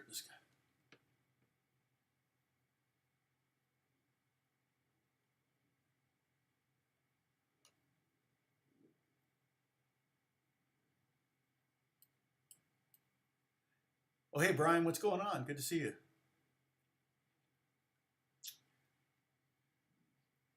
All right, so I'm going to take off because I got to get some work done.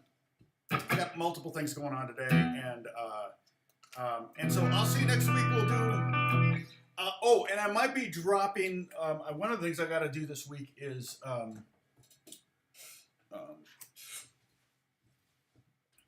I've got to do a. I've got to try to release that video that I recorded a couple weeks ago. 7 more tips for olders (parentheses all beginners). And we'll see. I don't know. I would love for it to have the success of the first. I mean, the reason I have 100,000 views is because of that one video. Because the reason most of you even know who I am is because of that one video. So that I'm, trying to catch lightning in a bottle again. So I'll do it. It's really up to Google Analytics or YouTube Analytics or YouTube to promote that video. Really is how it happened in the first place, I think. But I'll try to get that video out this week at some point, maybe Wednesday, Thursday, something like that. It's almost done. I think I'm to tip 5. It's just editing wise, and I'm trying to get out. I'm cutting out some of the uhs and ums. I hate doing that because it does this jerky thing a little bit. Beato does it a lot, so a lot of guys do it. A lot of guys will just retake a section, but I'm just like, I want to try to get the recording of it done as quick as I can because I got to move on to other things, right? So there might be a little bit, it might be a little bit edity, but I had some brain farts and I also said or okay a lot. I say okay a lot. Okay.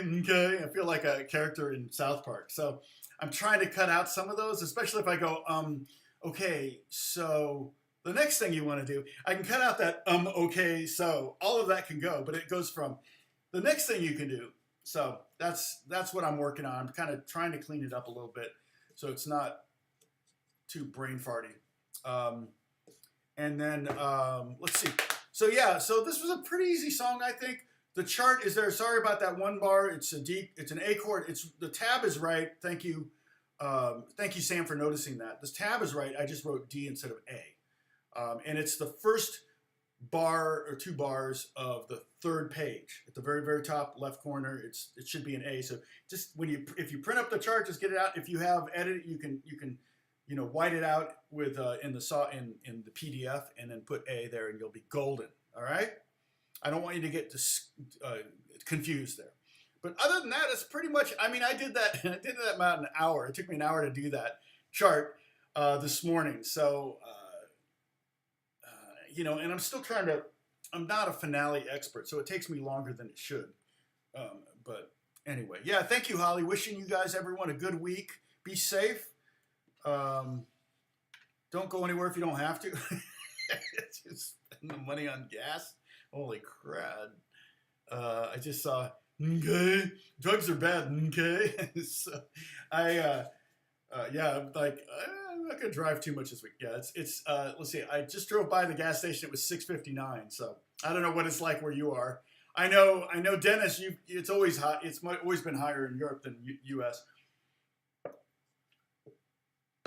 $1, literally over $1 of that is California tax on that $6. It's 50-cent tax, 51.5 cents, I think, California tax, but they charge sales tax on the full amount, post-tax. So they're taxing you. You're paying 5 cents on the 5 cents, 10% of the 51 cents, so you're paying 5.1 cents sales tax on their tax, plus another, 45 cents on the $4.50 the gas would actually be if they didn't tax it. So it's crazy. So I don't, it's part of doing business. I don't really drive very much. Beth is the one that's having to spend money on gas. The thing that happened, like when gas prices went from 50 cents to $1, when I was first got my first job, and I was driving from, like the Meridian to Greencastle, so it was a bit 20-minute drive or so. My boss gave me a $20 a week raise, and so a lot of employers are giving their employees gas cards. They're like, here, I'm sorry that you have to deal with this. So I fully expect the parents at Beth's school to start giving teachers gas cards or something like that, because the district is a very high-end district, and so most of the teachers can't afford to live there. So they're coming from distances afar off, and Beth drives about 20 minutes every day, so she loves the drive. She doesn't mind it. Yeah, Michigan, and the thing is, Sam, in Michigan, in California we have oil derricks all over the place. So, you know, they have oil. Oh, okay, yeah. So Larry, where are you? Where's here? I forget where Larry is, but what are those? You know, pumping stations, whatever, all over Michigan. They have them. Beverly Hills High School struck oil. Did you know this? There's actually an oil derrick on Beverly Hills. They had a bad smell. They were having like problems with, um, people getting sick and stuff, and there was some kind of like chemical thing. They discovered it was oil in the ground of Beverly Hills High School, so they pumping it out to get rid of the smell, and they're selling it or something. It's like, what? Like they need more money, but yeah, it's what it is. So, yeah, you remember when gas was 22 cents a gallon, 65? Yeah, you worked at a Gulf. Yeah, I never worked at a gas station. It's a business expense, exactly. It's cost of doing business. I pass it on. I pass it on to you all. Joseph is helping me pay for my gas, so is Lena. So yeah, I gotta probably fill up my tank tomorrow. I gotta run some errands tomorrow. So we had drip lines put in. I gotta get more mulch to cover the drip lines. So bad smell sounds like that, or a Leonard Skinner song. British Columbia. Oh yeah. I have a good friend, Andrew Gerard. He pops on here every now and then. He lives up in Vancouver. He's a cool guy. He's like one of the coolest people I know. He's a world-class magician. He produced Mind Freak by Chris Angel. He produced that show, created all those tricks, or created a lot of the tricks. He's an amazing magician, but he's also really good at building and designing magic tricks. But he's also a good songwriter and a singer and a guitar player. And he's also a hairstylist. That was his first job. So he's like really good at styling hair. It's like, what don't you do, dude? Oh, and his main job now, he's a high fashion photographer. Andrew is like, what the heck? It's like, how do you get good at all these things? I don't understand. So magic's, I think, a hard business. He actually had a show in Vegas for a while where he would hypnotize 100 people at a time on stage. Like, are you kidding me? That's amazing. So, okay. All right. So we'll talk in a week, and we'll do an acoustic song next week. I have one in mind, I think, but I'm not sure. I gotta revisit it. It's kind of similar to the one we did today. Oh man, my back. Like I said, my shoulder just like, I took some ibuprofen, but it didn't help. I did something funny. I didn't wake up with it, so I don't think I slept on it funny. But you know how that just gets. I'm getting old. Dang it. All right, oil wells. Thank you, oil wells. But there's a name for that. The pumping station oil well thing. Pump jacks. Thank you. Signal Hill. Yeah, Signal Hill. Oh man, so Signal Hill and Huntington Beach. Yeah, they still have them down there, don't they? Yeah. No, it was funny because it was a very, very early economics lesson for me as a kid. When oil was $10 a barrel, the pump jacks in Michigan would be like this. The farmers wouldn't pump it. When it got up to $35 a barrel, you see them going like this. When they got up to $60 a barrel, they're going like this. It's funny, but it's like, yeah, you know, what drives the price down is that everybody starts fighting. It's like gold, you know. It's like, oh, you know, gold is $2,000 an ounce. Okay. So it goes down to 1,900, 1,800, or 1,700. You know, they start finding more of it. So, and then when it gets too low, people are like, yeah, I'm not pumping oil out of my ground. I'm going to save it for when it's higher. And then the price goes up because nobody's pumping oil again. So it's economics 101. Mick from That Pedal shows 3 rules for guitar purchasing. What it looks like, what it looks like, what it looks like. Funny, Barry. That's funny. Steve. Yeah, it's a Steve. Yeah. I'm in here. The benefit of my purchases, I'm totally fine with seconds because I'm never in public. I mean, you're public, but I mean, I'm never out playing so much except at church. I don't really care. I don't have a persona to keep up. I'm just playing in my studio. If it's beat up, it's beat up. It's got to be a player for me. I just need players. That's all. So, oh yeah, struck nickel. Nickel prices are way up. I heard that. Yeah, I heard nickel prices are way up. Well, there's all sorts of metals are going to be up. The whole Russia thing, there's a lot of things that come from there. You know, fertilizer's way up. Poor farmers, man. They're getting hammered up by everything. So we can expect to see, well, we already are seeing big increases in food prices. We're going to get a freezer, a chest freezer for the garage, which in California might be a mistake. But our garage is really well insulated. I'm amazed at how cool the garage is if I keep both garage doors closed. I have a garage door in the front and the back. It's kind of weird. Because in the back there's a tree behind it, and I'm like, why did the previous owner have a door in the back? So that I was thinking like for a boat or for something, but it's like you can't because there's a tree right there. So I have no idea why they did that, but it's super convenient when you're getting tools out and doing work in the backyard and stuff. And so they, but with both garage doors closed, if it's 100 degrees outside, it's still like 75 in the garage. And there are no vents in there or anything. It just stays really cool. There's a couple trees, kind of like I said, blocking, so it doesn't get a lot of sun. So we'll see. Hopefully, if it's too expensive, I'll get rid of it. But my understanding, it won't be too bad. And in the winter, it won't work very hard because it could be 50, 40 degrees, 30 degrees in there. So, okay. Holly, Holly might know. Holly, do you have a chest fridge? It's one we wish we could have had when we had kids because it could have saved us a lot of money. But when we lived in an apartment, so where are you going to put it? But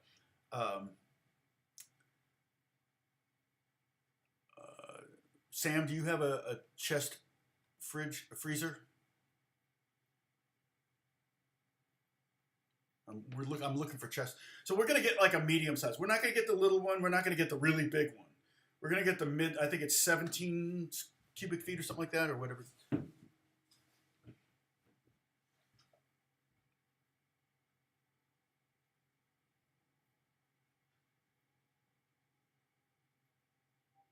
Oh, okay. Homemade neck brace. Take a towel by one top tip, spin it into a wrap, put the middle in the back, and then wrap the front around the back of your neck and tuck it in.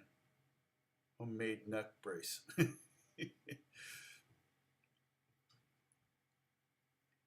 I'm more well renowned as No Sanity. You have a stand-up freezer, okay? Yes. Chest freezers are more efficient. Stand-up freezers are easier to get in and stuff out of. But Beth is just wanting to use it because she'll go to the grocery store and they'll have like something on sale and they'll have 15 of them. And she goes, I wish I had the room to buy all 15, like something, meat or something. And so she'll buy, she'll buy 3 or 4, but then she's like, yeah, I could have bought all of them. It was like, she bought sausages, like a 6-pack of sausages for $2. She goes, I wish I could have bought them all, but she didn't have room for it. So that's what she wants to get a chest freezer. My understanding is it'll be under $100 a year, which is totally fine. It totally justifies its expense. But if it's $200 or $300 a year to use because of the summers, might be a problem. The other thing is, well, see, we're going to want to use it a lot in the summer because the grilling and stuff. So I don't know. Okay, good times, Phil Fletcher, or Fleischer, sorry. All right, so yes, when you open it, yeah. The nice thing about chests is you open it and they might make double door chests too. I haven't seen one of those. That would be kind of cool where you could have it broken in half or something. But Beth's parents used to buy half a cow and the other half would be their daughter and family. And they would have it, the butcher it, and I'll tell you, the best steak I ever had was 6-month-old flash frozen T-bone steaks. You put them on the grill. I'm like, how long have you had these? Oh, we got these last summer. I'm like, like a year ago or whatever it was. And he goes, yeah, we've had these for probably 8 months in the freezer. I'm like, it was so good. Right.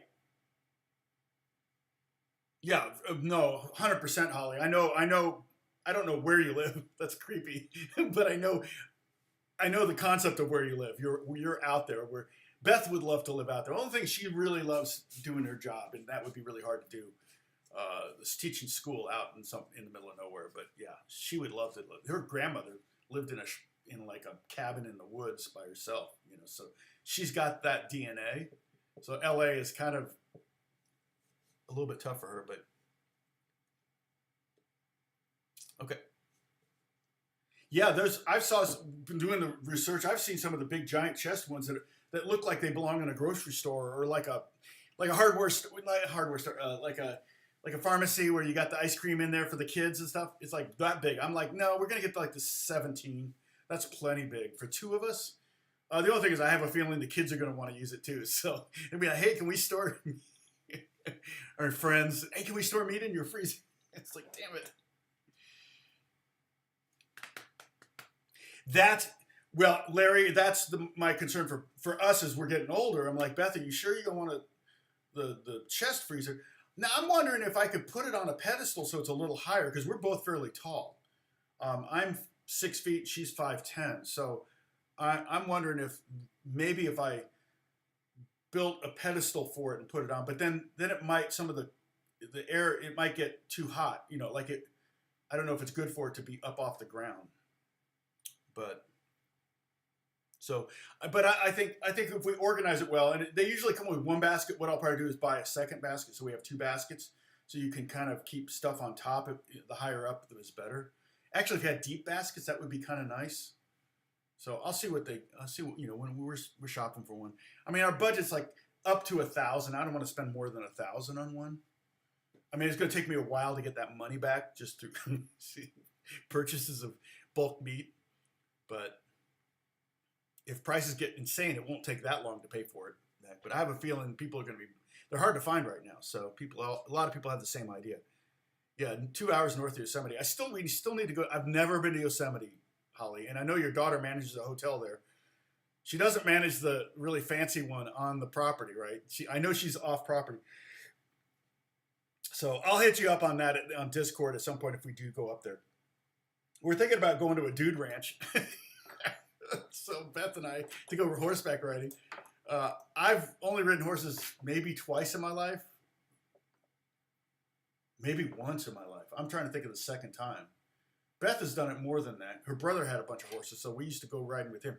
I probably went twice with him. I think once in the winter and once in the summer.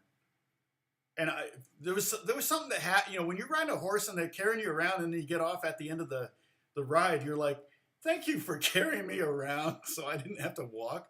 I was so I was overwhelmed with appreciation to the animal that carried me around. It's a great, far superior than automobiles.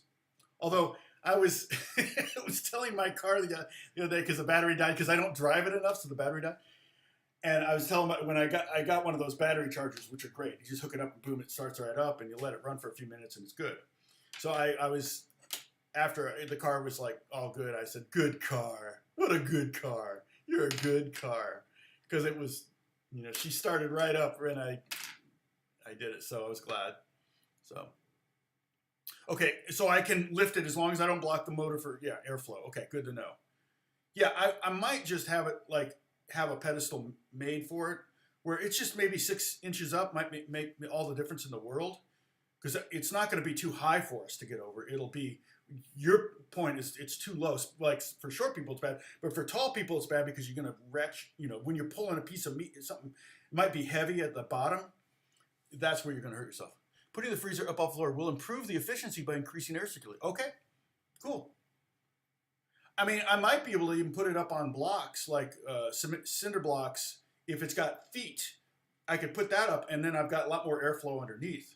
The problem is in California in the summer, that air is going to be hotter. But there's going to be, I don't know, because the concrete stays pretty cool. But I love that you guys know more about this than, no NCAA Michigan talk. Sam even into basketball. I know he's into football.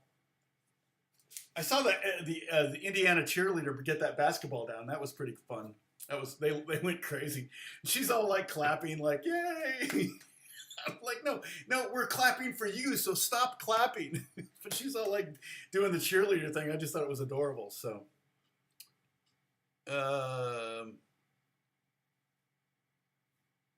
yeah, Joseph. I'm 5'11" essentially. I think my boys are 6'3.5". Because Emma's so tall. Her dad was 6'8". So we're probably down to 2 viewers now, right? Yeah, it's definitely falling because I have to put Mr. Song number 8, Everybody Hurts, chest freezer suggestions. Let's see.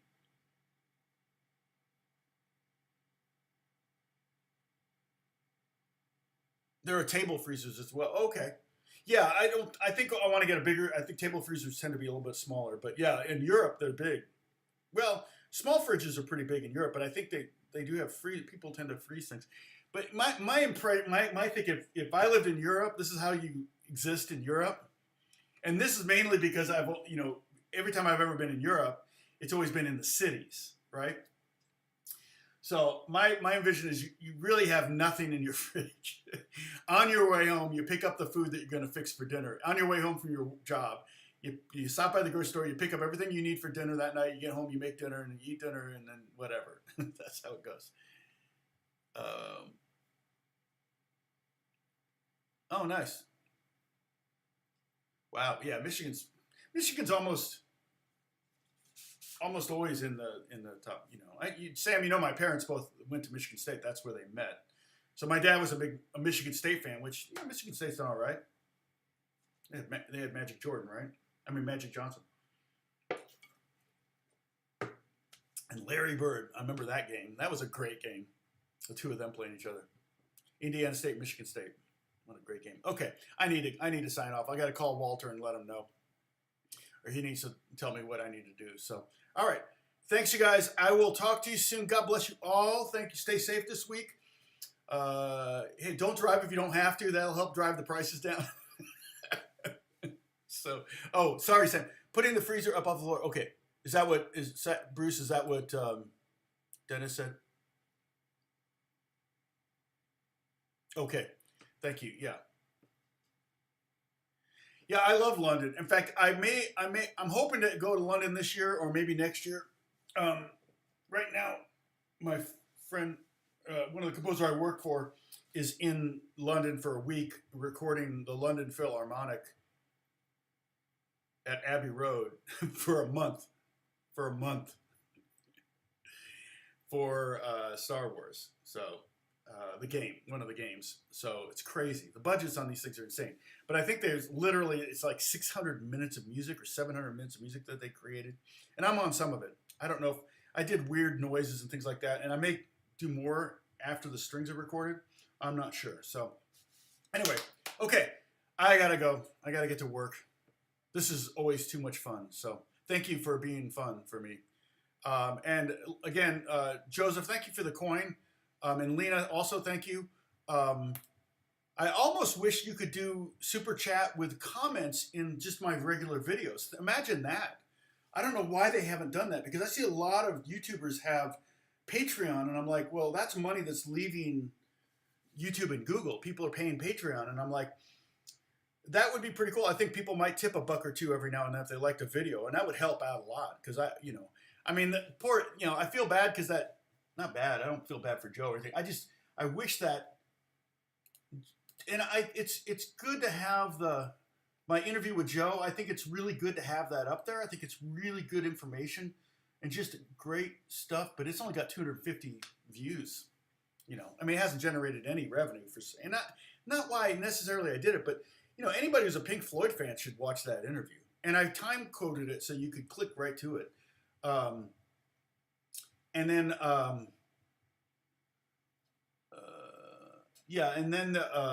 stuff we talked about, Phil Spector, things like that. So I would love for that, the interview videos to start to do well. I would love that. Now, obviously Joe's not a well-known name. That's kind of my point.